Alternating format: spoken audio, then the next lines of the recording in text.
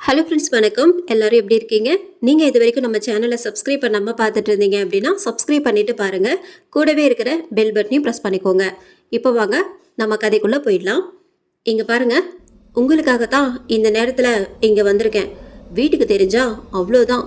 இந்த ஊரில் ராத்திரி நேரத்தில் பொண்ணுங்க குழந்தைங்கன்னு யாரும் வெளியே வரக்கூடாதுன்னு சொல்லுவாங்க. நிறைய கதையெல்லாம் சொல்லி நானே கேட்டிருக்கேங்க. அதெல்லாம் நினச்சாலே உடம்பு நாள் நடுங்குது. இப்போ எதுக்கு வந்தீங்க? சீக்கிரமா சொல்லிட்டு கிளம்புங்க, நான் வீட்டுக்கு போகணும். அட கொஞ்ச நேரம் இருடி, உனக்காக இந்த ராத்திரி நேரத்துல யாருக்கும் தெரியாம வந்தா இவ என்னமோ கதை சொல்றா. உன்னை நினைச்சு இங்க ஒருத்தன் சாகுறேன்னு ஞாபகம் இருக்காடி உனக்கு? வந்ததுல இருந்து என்னமோ பாட்டு படிச்சிட்டு இருக்க என்று சொல்லும் போதே ஏதோ ஒரு சத்தம் கேட்க இருவரும் திடுக்கிட்டு போயினர். பின் அந்த சத்தம் தங்கள் அருகில் கேட்கவே கூடவே ஏதோ ஒரு வாசனையும் சேர்ந்து கொள்ள பயத்தில் ஒருவரை ஒருவர் பிடித்து கொண்டே பின்னால் நடந்தனர். நடக்க நடக்க தங்களை நோக்கி வேகமாக எதுவோ ஒன்று வருவது புரிந்தது இருவருக்கும். பயத்திலேயே இருக்க பகலில் பதுமையாக தெரியும் பனைமரமும் இப்போது அகோரமாக காட்சியளித்தது. தூரத்தில் நாய் குறைக்கிறதோ இல்லை குறைப்பது போல பிரம்மையோ எதுவோ ஒன்று இப்போது புதிதாக தோன்றியது. இருவருக்கும் சற்று நேரத்தில் அந்த சத்தம் கொஞ்சம் கொஞ்சமாக நின்று போக அப்போதுதான் இருவர் மனதிலும் கொஞ்சம் நிம்மதி பிறந்தது. நான் சொன்னேதானங்க, இப்போ பாருங்க எப்படி நடக்குதுன்னு. இந்த ஊரில் நிறைய சாவு விழுதுங்க. அதுவும் சின்ன பசங்களும் பொண்ணுங்களும் தான் அதிகமாக செத்து இருக்காங்களாம். இந்த மாதிரி நேரத்தில் நான் இங்கே வந்திருக்கவே கூடாது. நீங்கள் போங்க, எதுவாக இருந்தாலும் நாளைக்கு பேசிக்கலாம். சரி சரி வா, நான் உன்னை வீட்டில் விட்டுட்டு போகிறேன். நீ சொல்கிறத பார்த்தா எனக்கே கொஞ்சம் பயமாக தான் இருக்குடி. இல்லைங்க, நீங்கள் முதல்ல போங்க, யாராவது பார்த்துட்டா தப்பாகிடும். நான் பார்த்து போய்க்கிறேன். என்னமோ சொல்கிற, உன்னை பார்க்க வந்ததுக்கு நான் வீட்லேயே இருந்திருப்பேன். நாளைக்காவது தோப்புக்கு வா, நான் உனக்காக காத்துட்டு இருப்பேன். இன்னைக்கு வந்து பேச முடியாதத அங்க வந்து பேசுற என்றபடி தன் ஊர் இருக்கும் திசை நோக்கி நடக்கலானான். அவன் செல்வதை பார்த்தவள் தானும் தன் வீடு நோக்கி நடந்தாள். சிறிது தூரம் சென்றதும் முதலில் வந்த வாசனையே வர பயத்தில் ஊர் தெய்வத்தை மனதில் நினைத்தபடி நடந்தவளுக்கு மிக அருகில் ஏதோ ஒன்று தரையில் இருக்கும் காய்ந்த இலைகளை உரசிக்கொண்டு நடப்பது போல சத்தம் வர நடையில் வேகத்தை கூட்டினாள். இப்போது அந்த சத்தம் அவளுக்கு பின்னால் பலமாக கேட்க திரும்பிய அடுத்த நொடி ஒரு உருவம் வந்து செல்ல ஆ என அலறிய வேகத்தில் பேச்சற்று நின்றாள். இதயம் தன் செயல்பாட்டை அதிகப்படுத்தி வேக வேக துடிப்புகளை வெளியேற்ற வார்த்தையும் தந்தியடிக்க தன் எதிரில் நின்றது உண்மையா? என்ன அது? இப்போது இல்லையே என சுற்றுமுற்றும் திரும்பி பார்த்தவள் எதுவும் கண்ணுக்கு தென்படாமல் போக பெருமூச்சை வெளியேற்றி தைரியப்படுத்தி கொண்டு வீட்டிற்கு மெல்ல மெல்ல நடந்தாள் அவள். அந்த கரும் இருட்டில் சங்கீத சத்தமான அவள் கொலுசொலி ஒருவித பயத்தை பிரதிபலிக்க எச்சிலில் தொண்டையை நனைத்து திரும்பி திரும்பி பார்த்து கொண்டே நடந்தவளை சற்றென ஒரு கயிறு சுற்றி கொண்டது. நொடியில் நடந்த நிகழ்வில் பயம் உருவாகி கத்த நினைத்த பொழுது மேலும் ஒரு கயிறு அவள் தொண்டையை இறுக்கி மூச்சு விட முடியாமல் அப்படியே மயங்கி கீழே சரிந்தாள் அப்பெண். சிறிது நேரத்தில் மேலே எதுவோ ஒன்று அவள் முகத்தில் நீர் போல் சொட்ட சொட்ட மயக்கம் தெளிந்தவளோ எதுவும் புரியாமல் இருக்க பயத்தில் ஒட்டி கொண்ட நாக்கை பிரித்து பேச நினைக்க இன்னமும் அந்த கயிறு அவள் தொண்டையில் இறுக்கியிருந்தது. பேச முடியாது என்பதை உணர்ந்து சுற்றுமுற்றும் பார்த்தவளின் பார்வை மேலே செல்ல மேலே பார்த்த அவளின் விழிகள் அதிர்ச்சியில் அசையாமல் நின்றது. அங்கேதான் கட்டப்பட்டிருக்கும் மரத்துக்கு மேல் ஒரு பெண் சடலம் இருக்க அப்பின உடலின் இரத்தமே அவள் மேல் விழுந்தது. இரத்த துளியில் தன் முகம் நனைவதை சகித்து கொள்ள முடியாமல் அப்பெண் தடுமாறி தத்தளித்த நேரம் முன்பு வந்ததை போல் திரும்பவும் அதே போன்று வாசனை வர மரண பயத்தில் நடுங்கிக் கொண்டே வாசனை வரும் வழியை பார்த்தாள். அவள் எதிரில் ஒரு உருவம். அதிர்ச்சியில் உறைந்தவள் வேர்வையில் குளித்து வெளிவராத சத்தத்தில் ஏதோ சொல்ல அதற்கு அந்த உருவமோ அப்படியே அவள் வார்த்தையை கேட்டு சிரித்தது. நீ நீ அந்த அந்த என்ற வாக்கியம் முடிவு பெற விடாமலேயே அந்த பெண்ணை ஒரே சுழற்றில் தூக்கி வீசியது உயிர் குடிக்கும் மர்ம கிணற்றில். 4 வருடங்களுக்கு பிறகு விவசாய பூமியில் கொஞ்சம் கொஞ்சமாக புதுமை புகுத்தி தங்களின் வளர்ச்சியை காட்டிக் கொண்டிருக்கும் நடுத்தர கிராமம்தான் பூவிலங்குடி. பொழுது புலர்ந்து இதமான தென்றலை வீசிக்கொண்டிருக்க அச்சூழலை அனுபவித்து உறங்கிக் கொண்டிருந்த இருவரையும் அவர்களின் தூக்கத்தை தொடர விடாதபடி இடையூறு செய்தது திண்ணையில் இருக்கும் பாட்டியின் புலம்பல்கள்.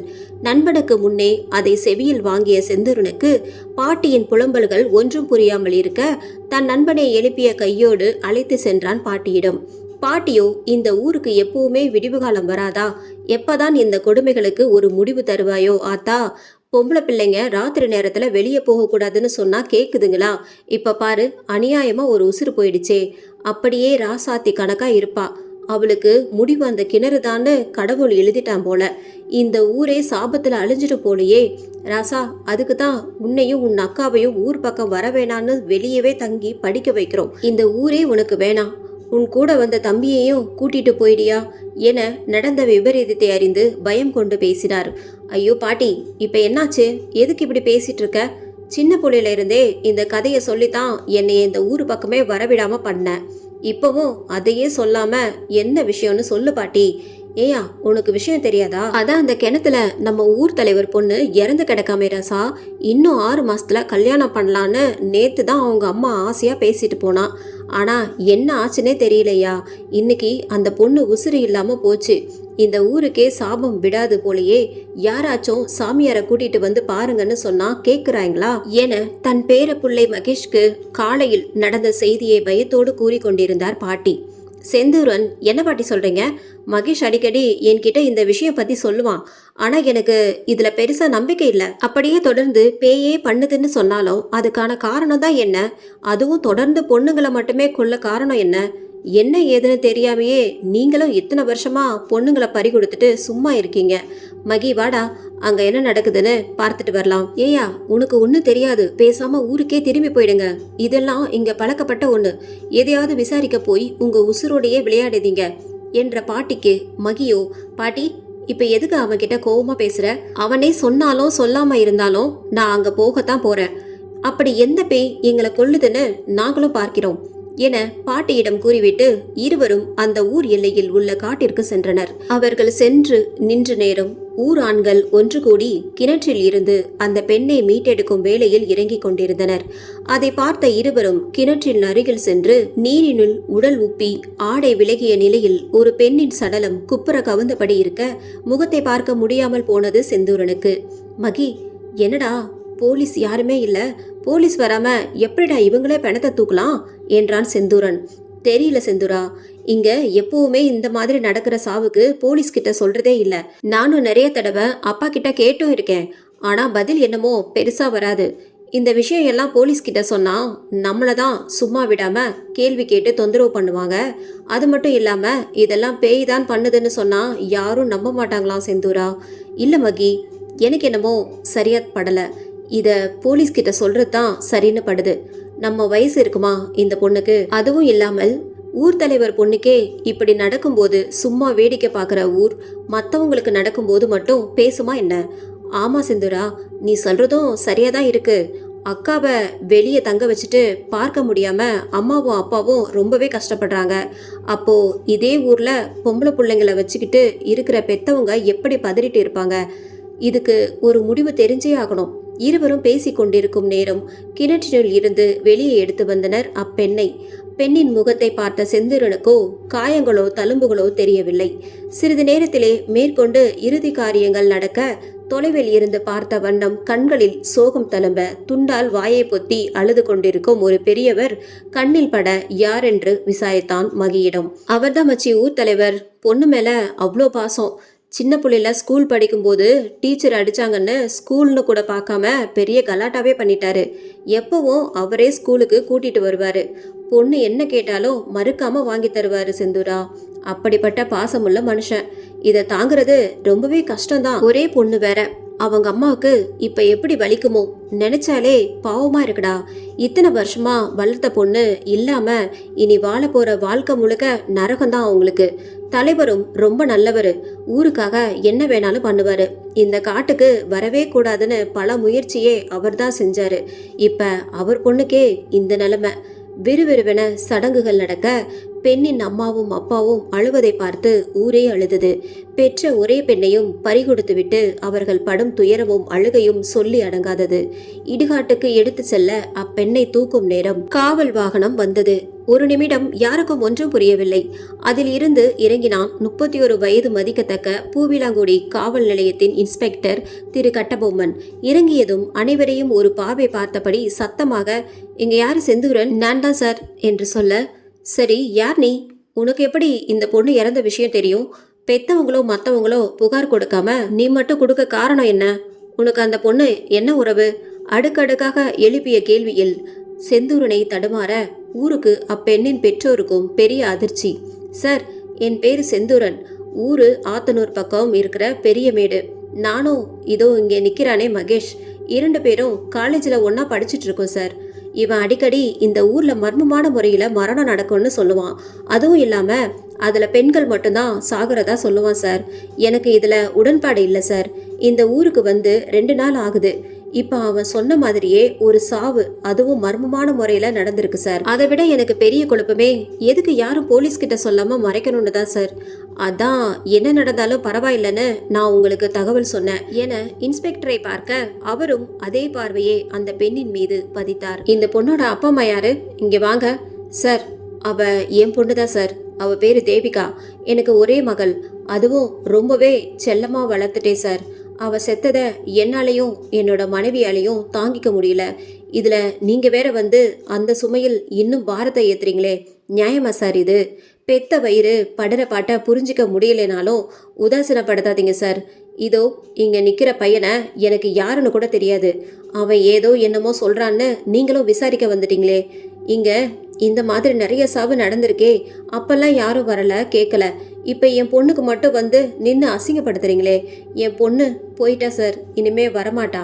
இந்த கொஞ்ச நேரம்தான் அவளை பார்க்கவும் முடியும். அந்த நிம்மதியை மட்டும் அது கொடுங்க சார் எங்களுக்கு. என் பொண்டாட்டியை பாருங்க சார், அலை கூட தெம்பு இல்லாமல் நிற்கிறா. அவளுக்கு இனிமே நான் மட்டும்தான் சார். என்ன அவளுக்காவது வாழ விடுங்க சார் என்று கையெடுத்து கும்பிட்டவரை தடுத்த கட்டபொம்மன், உங்க உணர்வு எனக்கு புரியுது. நான் இல்லைன்னு சொல்லவே இல்லையே. இங்க நான் வந்து 6 மாசம் ஆகுது. என் காதுக்கும் இந்த தகவல் அடிக்கடி வரும். நானே விசாரணை பண்ணணும்னு நினச்சிட்டே இருந்தேன். இப்போதான் இந்த பையன் கம்ப்ளைண்ட் பண்ணிட்டான். அவ்வளோதான் சார். உங்கள் பொண்ணு போன மாதிரி இனிமே இந்த ஊரில் எந்த பொண்ணும் பலியாக கூடாதுன்னு நினச்சி ஒத்துழைப்பு கொடுங்க. என்கிட்ட வந்த கேஸ் எதுவாக இருந்தாலும் அதை முடிக்காமல் விடமாட்டேன். எங்களை புரிஞ்சுக்கிட்டு விசாரணைக்கு வழி விடுங்க. இல்லைன்னா நானே விசாரணையை கட்டாயப்படுத்தி நடத்த வேண்டியது வரும். அதுவும் இல்லாமல் தற்கொலையோ கொலையோ போலீஸுக்கு தெரியாமல் மறைச்சது பெரிய தப்பு. அதுக்காகவே உங்கள் பேர்லேயும் இந்த ஊரில் இருக்கிற அத்தனை பேர் மேலேயும் வழக்கு பதிவு செய்ய என்னால் முடியும். உங்களுக்கு எது வசதியோ நீங்களே முடிவு பண்ணிக்கோங்க. கட்டபொம்மன் பேசியதை கேட்ட ஊர் மக்கள் அனைவருக்கும் பயம் எழுந்தது. கொஞ்ச நேரத்தில் மரண வீட்டில் இருந்த ஓலம் நின்று தங்களுக்குள் எதையோ பேசிக் கொண்டிருந்தனர். சிறு சத்தம் பெரிய பேச்சாக உருமாற கட்டபொம்மன் அவர்களை கூர்ந்து கவனித்துக் கொண்டிருந்தார். கூட்டத்தில் ஒருவர், இங்க பாரு பரசு, ஐயா சொல்றதும் சரியா தான் இருக்கு. இதை எவ்வளோ நாளைக்கு இப்படியே விட முடியும் சொல்லு? ராணி மாதிரி வளர்த்த பொண்ணுக்கே இந்த நிலைமைனா அப்ப எங்க வீட்டு பொண்ணுங்க நிலைமை எப்படி இருக்குமோ? பேசாம ஐயா சொல்ற மாதிரி விசாரணை பண்ணட்டும். நம்ம முடிஞ்ச அளவுக்கு அவருக்கு துணையா நிற்போம். இந்த கொலைகளை பண்றது இறந்து போன பேயின்னு தெரிஞ்சிட்டா மேற்கொண்டு என்ன பண்ண முடியுமோ அதையும் ஐயாவே பண்ணி கொடுத்துட்டு போகட்டும். நீ என்ன சொல்ற? சரின்னு சொல்லு பரசு. பெரியவர் பேசிய வார்த்தையை கேட்டதும் இது சரி வருமா என்ற எண்ணம் வர தன் மனைவியை பார்த்தார். அவரோ இன்னமும் தன் பெண்ணை பார்த்தபடி சிலையாக அமர்ந்திருக்க செய்வதறியாது மனைவியை கேட்காமலேயே சம்மதித்தார். கட்டபொம்மன், சரி நீங்க என்ன சொல்றீங்கன்னு பார்க்கத்தான் நான் அமைதியா இருந்தேன். நீங்க வேணான்னு சொல்லி இருந்தாலும் நான் கண்டிப்பா கேட்டிருக்க மாட்டேன். நீங்களும் சரின்னு புரிஞ்சுக்கிட்டு சம்மதம் சொல்லிட்டீங்க. முதல் கட்ட விசாரணையா தேவிகா உடலை கூராய்வுக்கு அனுப்பி வைக்கணும். முடிவு என்னன்னு வரட்டும். அதுவே பாதி குழப்பத்தை தீர்க்கும். அது வரைக்கும் இந்த ஊர்ல இருக்கிற எல்லாருமே என் விசாரணைக்கு கட்டுப்படணும். அப்புறம் செந்தூரன், நீங்க எங்கேயும் போகக்கூடாது. கம்ப்ளைண்ட் கொடுத்தவங்கன்ற முறையில் உங்ககிட்ட விசாரிக்க வேண்டியது இருக்கு என்ற இன்ஸ்பெக்டருக்கு சம்மதமாய் தலையசைத்தான் செந்தூரன். அப்புறம் பரசுராம், உங்க பொண்ணு இறந்து கிடந்த அந்த கிணத்துக்கு நான் போகணுமே, எங்க இருக்குன்னு சொல்ல முடியுமா? சார், எனக்கு தெரியும், நானே உங்களை கூட்டிட்டு போறேன். அதுவும் இல்லாம உங்ககிட்ட நான் கொஞ்சம் பேசணும் சார். கூட பெரியவங்க வந்தா இல்லாத கதையை சொல்லி நம்மளையே குழப்புவாங்க. உங்களுக்கு சரினா நானும் செந்தூரனும் வரோம் சார் என கேட்க சிறிது நேரம் யோசித்த கட்டபொம்மன், சரி வாங்க போகலாம். அதுக்கு முன்னாடி நான் சில வேலைகளை முடிக்க வேண்டியது இருக்கு. அது வரைக்கும் 2 பேரும் கான்ஸ்டபிள் கூட இருங்க என அனுப்பி வைத்த கட்டபொம்மன் மனதில், அப்படி இந்த ஊர்ல எந்த பேய் இருக்குன்னு நானும் பாக்குறேன். இதுக்கு பின்னாடி என்னமோ பெருசா இருக்குன்னு புரியுது. இனிமே இந்த ஊர்ல ஒரு உயிர் கூட போகாது, போகவும் விடமாட்டேன். என்றவருக்கு தெரியவில்லை இன்று இரவே ஒரு உயிர் போகப் போகிறது என்று. தேவிகாவின் மருத்துவ அறிக்கையிலும் பெரிதாக ஒன்றும் தகவல் இல்லை. உடலில் எந்த காயங்களும் இல்லை, அடித்த தடயமும் இல்லை. இது தற்கொலையாக இருக்கலாம் என்ற தகவல் மட்டுமே அதில் இடம்பெற கட்டபொம்மனுக்கு எதுவும் புரியவில்லை. பிறகு கட்டபொம்மனின் ஆணைப்படி தேவிகாவின் உடல் இறுதி சடங்குகள் முடித்து மயானத்துக்கு எடுத்து செல்லப்பட்டது. அனைத்தையும் சரிபார்த்துவிட்டு செந்தூரன் மகி இருவரையும் அழைத்து கொண்டு அந்த ஆள் இல்லாத ஊர் எல்லை பகுதிக்கு சென்றார். அங்கேயும் மூவருக்கும் எந்த தடயமும் கிடைக்கவில்லை. அதில் மேலும் குழம்பிய கட்டபொம்மன் அந்த கிணறு பகுதிக்கு சென்று பார்வையிட அங்கே திடீரென ஒரு சத்தம் கேட்டது. 2 அடி பின்வாங்கிய கட்டபொம்மன் செந்தூரன் மகி இருவரையும் பார்க்க அங்கே அவர்களை காணவில்லை. யோசித்தபடி வந்த வழியே திரும்பி நடக்கவும் ஆரம்பித்தார். அதே சத்தம் அவர் காதில் ஒலித்தது. அதில் ஏதோ ஒன்று அவரை உறுத்த அங்கேயே சிறிது நேரம் நின்று தன் காதுகளையும் பார்வையையும் நிலைப்படுத்தி கவனிக்க ஆரம்பித்தார். நேரம் செல்ல செல்ல அந்த சத்தம் எதையோ சொல்ல முடியாமல் திணறுவது போல தோன்ற வேகமாக சத்தம் வரும் கிணற்றுக்கு பின்னால் சென்று பார்த்தார் கட்டபொம்மன். அதே நேரம் மகியும் செந்தூரனும் தங்களுக்கு ஏதேனும் தடயம் கிடைக்குமா என்று தேடிக்கொண்டிருந்தனர். அப்போது ஒரு பெண்ணின் வளையல் கிடைக்க அதை எடுக்க சென்றான் செந்தூரன். உடனே மகி, என்ன பண்ற செந்தூரா, இதை நம்ம எடுக்கக்கூடாது. இது இந்த கொலைக்கு ஒரு தடயமா கூட இருக்கலாம். அது மட்டும் இல்லாம இது இந்த பெண்ணோட வளையலா இருக்கும்னு சொல்லவும் முடியாது. அதுவும் இல்லாம இது வேற யாரோடையாவது இருந்தா தேவையில்லாம அவங்கள இதுல மாட்டி விட வேண்டாம். நான் இங்கேயே இருக்கேன், நீ சார்கிட்ட சொல்லி இங்க கூட்டிட்டு வாடா, அவங்களே வந்து இதை விசாரிக்கட்டும். சிறிது நேரத்தில் கட்டபொம்மனும் அங்கே வந்துவிட அந்த வளையலை ஒரு வெள்ளை துணியில் சுற்றி எடுத்துக்கொண்டார் செந்தூரன். இது இல்லாமல் இங்க வேற ஏதாச்சும் கிடைச்சுதா? என் கூடவே தானே இருந்தீங்க, இவ்வளோ நேரம் எங்க போனீங்க? ஏற்கனவே பல குழப்பம் இருக்கு இந்த கேஸ்ல. இதுல நீங்களும் சொல்லாம கொள்ளாம எங்கேயாவது கண்டுபிடிக்கிறேன்னு போயிடாதீங்க. எதுவா இருந்தாலும் என்கிட்ட சொல்லுங்க, நான் என்ன பண்றதுன்னு சொல்றேன். படிக்கிற பசங்க தேவையில்லாம பிரச்சனையில சிக்கிடாதீங்க. இது பேயோ இல்ல மனுஷனோ எதுவோ ஒண்ணு, அதை கண்டுபிடிக்கிறது இனி என்னோட வேலை. நீங்க எனக்கு சப்போர்ட் பண்ணா மட்டும் போதும் என கட்டபொம்மன் கூற அதற்கு சரி என தலையசித்தனர் இருவரும். பின் மூவரும் அங்கிருந்து கிளம்ப கட்டபொம்மன் முகத்தில் மட்டும் சொல்ல முடியாத ஒரு முகமாறுதல் வந்து போனது. அவர்கள் கிளம்பியதும் அந்த காடை அதிரும்படி நிலத்தில் ஒரு இடி இடித்து அந்த உருவம் வந்தது. பின் என்ன நினைத்ததோ என்று தெரியவில்லை. வந்த வழி திரும்பி செல்ல அந்த உருவம் கட்டபொம்மன் சுற்றி பார்த்து கொண்டிருந்த அந்த கிணற்றை ஒரு முறை எட்டி பார்த்து கொடூர சிரிப்பை வெளிவிட்டவாறு சட்டென அதில் குதித்தது. குதித்த வேகத்தில் அந்த கிணறும் ஒரு முறை துள்ளி எழுந்து பின் அடங்கியது. குதித்த சத்தம் வெகு தூரத்தில் சென்று கொண்டிருந்த மூவரு காதிலும் விழுந்ததோ என்னமோ. ஒரே நேரத்தில் மூவரும் திரும்பி பார்த்தனர். பொழுது விடிய இன்னும் 4 மணி நேரமே இருக்க பூவிலாங்குடி காவல் நிலையத்தை இன்று பார்க்கும் தூரத்தில் இருக்கும் 2 படுக்கை அறை கொண்ட அந்த ஓட்டு வீட்டில் ஆழ்ந்த உறக்கத்தில் இருந்த கட்டபொம்மனுக்கு 2வது முறையாக அழைப்பு பதிவு அடித்து நின்றது. 3வது முறையாக அழைத்த அலைப்பொலியில் உடல் நெளிந்து ஒரு கண்ணை மட்டும் திறந்து பார்த்த கட்டபொம்மனுக்கு பதில் கிடைக்கும் விதமாக அலைபேசியில் மகேஷ் என்ற பெயரோடு 3வது அழைப்பும் நின்றது. மறு அழைப்பாக கட்டபொம்மனே மகிக்கு அழைக்க உடனே ஏற்கப்பட்டது. சார், கொஞ்சம் ஊர் தலைவர் வீடு வரைக்கும் வர முடியுமா சார்? இங்க தலைவர் மனைவி தூக்கு போட்டு இறந்துட்டாங்க. ஒரு அரை மணி நேரத்துக்கு முன்னாடி தான் எங்களுக்கு தெரிய வந்துச்சு. உடனே உங்களுக்கு தகவல் சொல்ல தான் கால் பண்ணிட்டு இருக்கேன் சார். என்ன நடந்துச்சுன்னு ஒண்ணுமே தெரியல, சீக்கிரம் வாங்க சார் என மகி பதட்டமாக கூற, என்ன சொல்றீங்க? இது என்ன புது பிரச்சனை? சரி, நீங்க வைங்க, நான் இன்னும் 10 நிமிஷத்துல அங்க இருப்பேன். நான் வர வரைக்கும் யாரும் எதுவும் பண்ணாம இருக்க சொல்லுங்க என்று பதில் அளித்துவிட்டு கிளம்ப சென்றார். சொன்னது போலவே 10 நிமிடத்தில் பரசுராம் வீட்டை அடைந்த கட்டபொம்மன் பரசுராமிடம், என்ன நடந்துச்சு? இவங்க கூட நீங்க இல்லையா? என்ன நடந்துச்சுன்னு சொல்லுங்க சார். நான் என்னத்தான் சொல்றது சார்? பொண்ணை பறி கொடுத்து முழுசா 1 நாள் கூட ஆகல, அதுக்குள்ள என் மனைவியும் இப்படி பண்ணிக்கிட்டா. எனக்குன்னு இருந்த 2 பேரும் இப்படி பண்ணிட்டாங்களே. என்னை பத்தி யோசிக்காம இனி மனைவிக்காக வாழணும்னு நினைச்சிட்டு தெம்பா இருந்தேன் சார். இனிமே நான் மட்டும் வாழ்ந்து என்ன பண்ண போறேன்? என்னையும் கொன்னுடுங்க சார், கொன்னுடுங்க. கட்டபொம்மன், இங்க பாருங்க சார், உங்க வருத்தம் எனக்கு புரியுது. ஆனா நீங்க என்ன நடந்துச்சுன்னு சொன்னா மட்டும்தான் என்னால ஏதாச்சும் பண்ண முடியும். உங்க மனைவி கூட யாரெல்லாம் இருந்தாங்க? இந்த முடிவு எடுக்க காரணம் என்ன? உங்களுக்கு தெரிஞ்சதை சொல்லுங்க சார். பொண்ணு இறந்ததுல இருந்தே ஒரு வார்த்தை கூட என்கிட்ட பேசல, சாப்பிடவும் இல்லை. நானும் எவ்வளவோ பேச முடியுமோ அவ்வளோ பேசிட்டேன். எனக்கு வேணான்னு முடிவா மறுத்துட்டா சார். நானும் அவளை தேத்துற நிலைமையில இல்லை. அதனால மனைவி கூட அமைதியா நைட்டு படுத்து தூங்கிட்டேன். திடீர்னு சத்தம் போட்டு கத்த ஆரம்பிச்சிட்டா. என்ன ஏதுன்னு கேட்டதுக்கு நம்ம பொண்ணுக்கு பயமா இருக்கான், என்னை வர சொல்லி அழுதுட்டு இருக்கா பாருங்கன்னு சொன்னா சார். எனக்கு அப்படி ஒன்றும் தெரியல. என்னமோ சமாதானம் சொல்லிட்டு இருந்தேன். ஆனால் அவளோட சத்தமும் பிடிவாதமும் அதிகமாயிட்டே போயிடுச்சு. வீட்டில் இருக்க அத்தனை பேரும் எங்கள் ரூமுக்கு வந்துட்டாங்க. அவங்க வந்ததும் ரூம்ல இருக்க அத்தனை பொருளும் உடைய ஆரம்பிச்சிருச்சு. என்னோட மனைவியும் அவங்கள வெளியே போக சொல்லுங்க, என் பொண்ணுக்கு பயமா இருக்கும்னு சொல்லி ஒரே கலாட்டா சார்.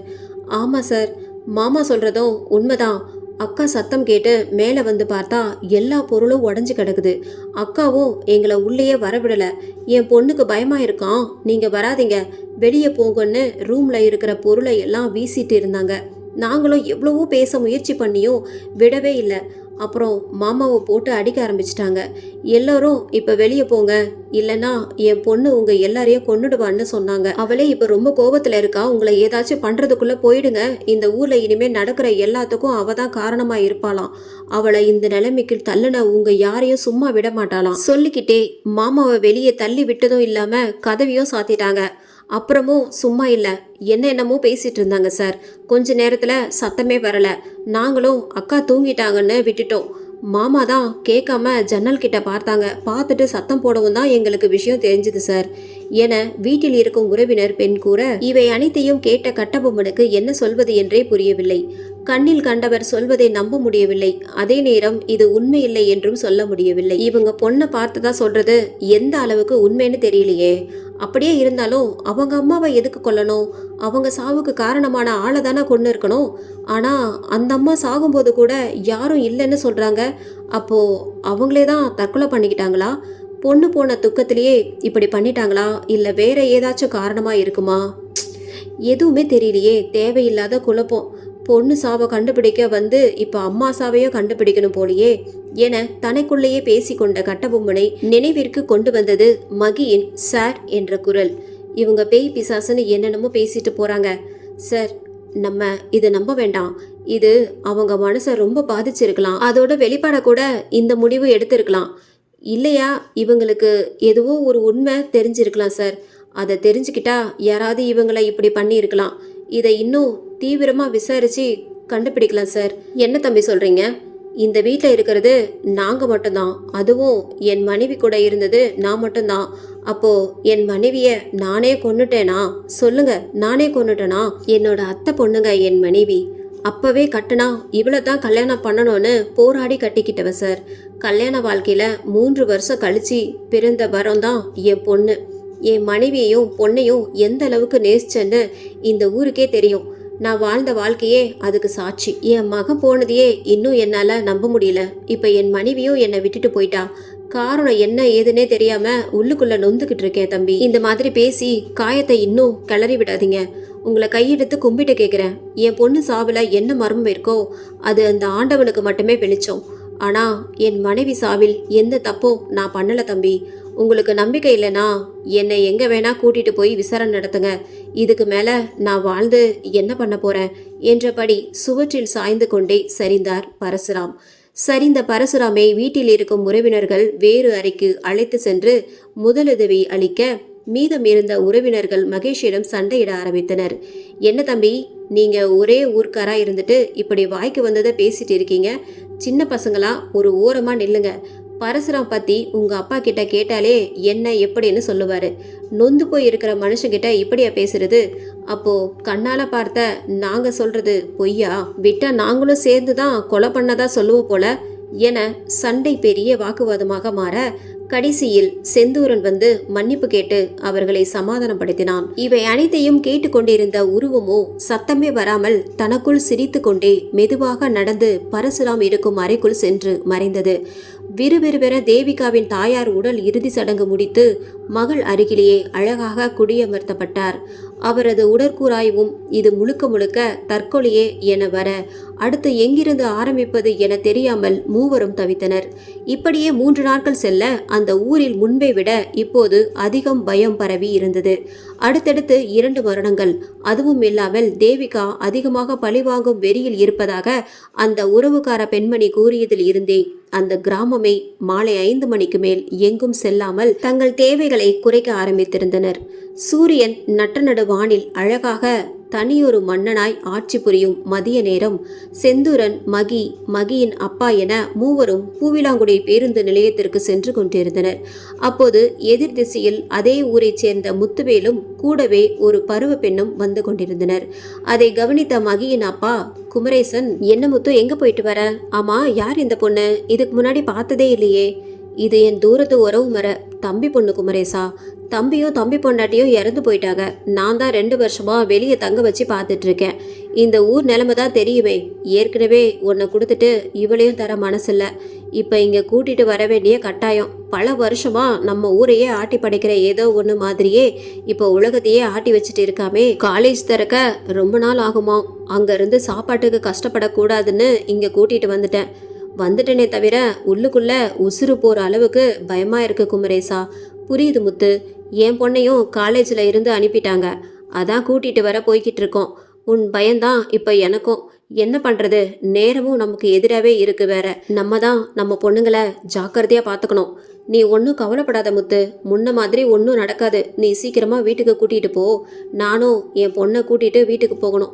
4 மணி பஸ்ஸில் வரேன்னு சொல்லியிருக்கா என குமரேசன் கூற முத்துவும் தன் தம்பி மகளை அழைத்து சென்றார். செந்தூரன், அப்பா என்னாச்சு இவங்களுக்கு? எதுக்கு ஏற்கனவே ஒன்றை கொடுத்துட்டேன்னு சொல்கிறாரு? அப்போ அவர் பொண்ணுக்கும்? ஆமாம் செந்தூரன், நீ நினைக்கிறது உண்மைதான். முத்துவேல் பொண்ணுக்கும் இப்போ தேவிகா பொண்ணுக்கு நடந்த மாதிரியே தான் நடந்துச்சு. அந்த பொண்ணு ரொம்ப நல்ல பொண்ணு. 4 வருஷத்துக்கு முன்னாடி அந்த கிணத்துல பெணமா பார்த்தது. பெரிய பொண்ணுக்கு இப்படி நடந்ததும் சின்ன பொண்ணை உடனே கல்யாணம் பண்ணி வேற ஊருக்கு அனுப்பிட்டாரு. அந்த பொண்ணும் எந்த நல்லது கெட்டதுக்கும் இந்த ஊரு பக்கமே வராது. பொண்ணு போனதும் முத்துவேலும் முன்ன மாதிரியே வெளியே வர்றதில்ல. நானே ரொம்ப நாள் கழிச்சு இப்போதான் பார்க்குறேன். அந்த கொடுமையோட தாக்கம்தான் இப்படி பேசிட்டு போறாரு. இனிமையாவது முத்துவேலுக்கு எந்த இழப்பும் வராம இருக்கணும் என குமரேசன் முன்னே நடக்க, அப்பா சொல்றது உண்மையா வகி? ஆமா செந்தூரன், உண்மைதான். அக்காக்கு இந்த ஊர்ல இருந்த ஒரே தோழி அந்த அக்கா தான். பள்ளிக்கூடம் கூட ஒன்னாதான் படிச்சாங்க. மேற்கொண்டு முத்துவேல் சித்தப்பா படிக்க வைக்க முடியாதுன்னு சொல்லிட்டாரு. அந்த அக்காவும் சரின்னு சொல்லி சித்தப்பாக்கு துணையா சந்தைக்கு போய் வியாபாரம் பண்ண ஆரம்பிச்சிட்டாங்க. அக்காவும் அப்பாவும் படிக்க வைக்கிறேன்னு எவ்வளவோ சொன்னாங்க. ஆனா அந்த அக்கா எங்க அப்பாவுக்கு துணையா இருந்து இனிமே இந்த வீட்டை நான் பார்த்துக்க போறேன்னு முடிவா மறுத்துட்டாங்க.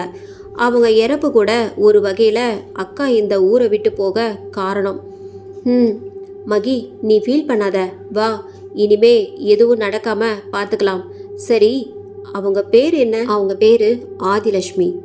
பூவிலங்குடி கிராமத்தில் பரசுராமன் வீட்டை அடுத்து பெரிய வீடு என்றால் அது குமரேசன் வீடுதான். பழமை மாறாமல் சில மாற்றங்கள் மட்டுமே அதில் புகுத்தப்பட்டு இன்றும் அழகாக பராமரிக்கப்பட்டு வரும் வீடு அது. அவ்வீட்டில் தன் ஆசை மகளுக்காக மாடி முகப்பு கொண்ட அழகான படுக்கை அறையை அமைத்திருந்தார் குமரேசன் கட்டிய நாளில் இருந்து இப்போதுதான் அந்த அறையில் வசிக்கிறாள் கயல்விழி.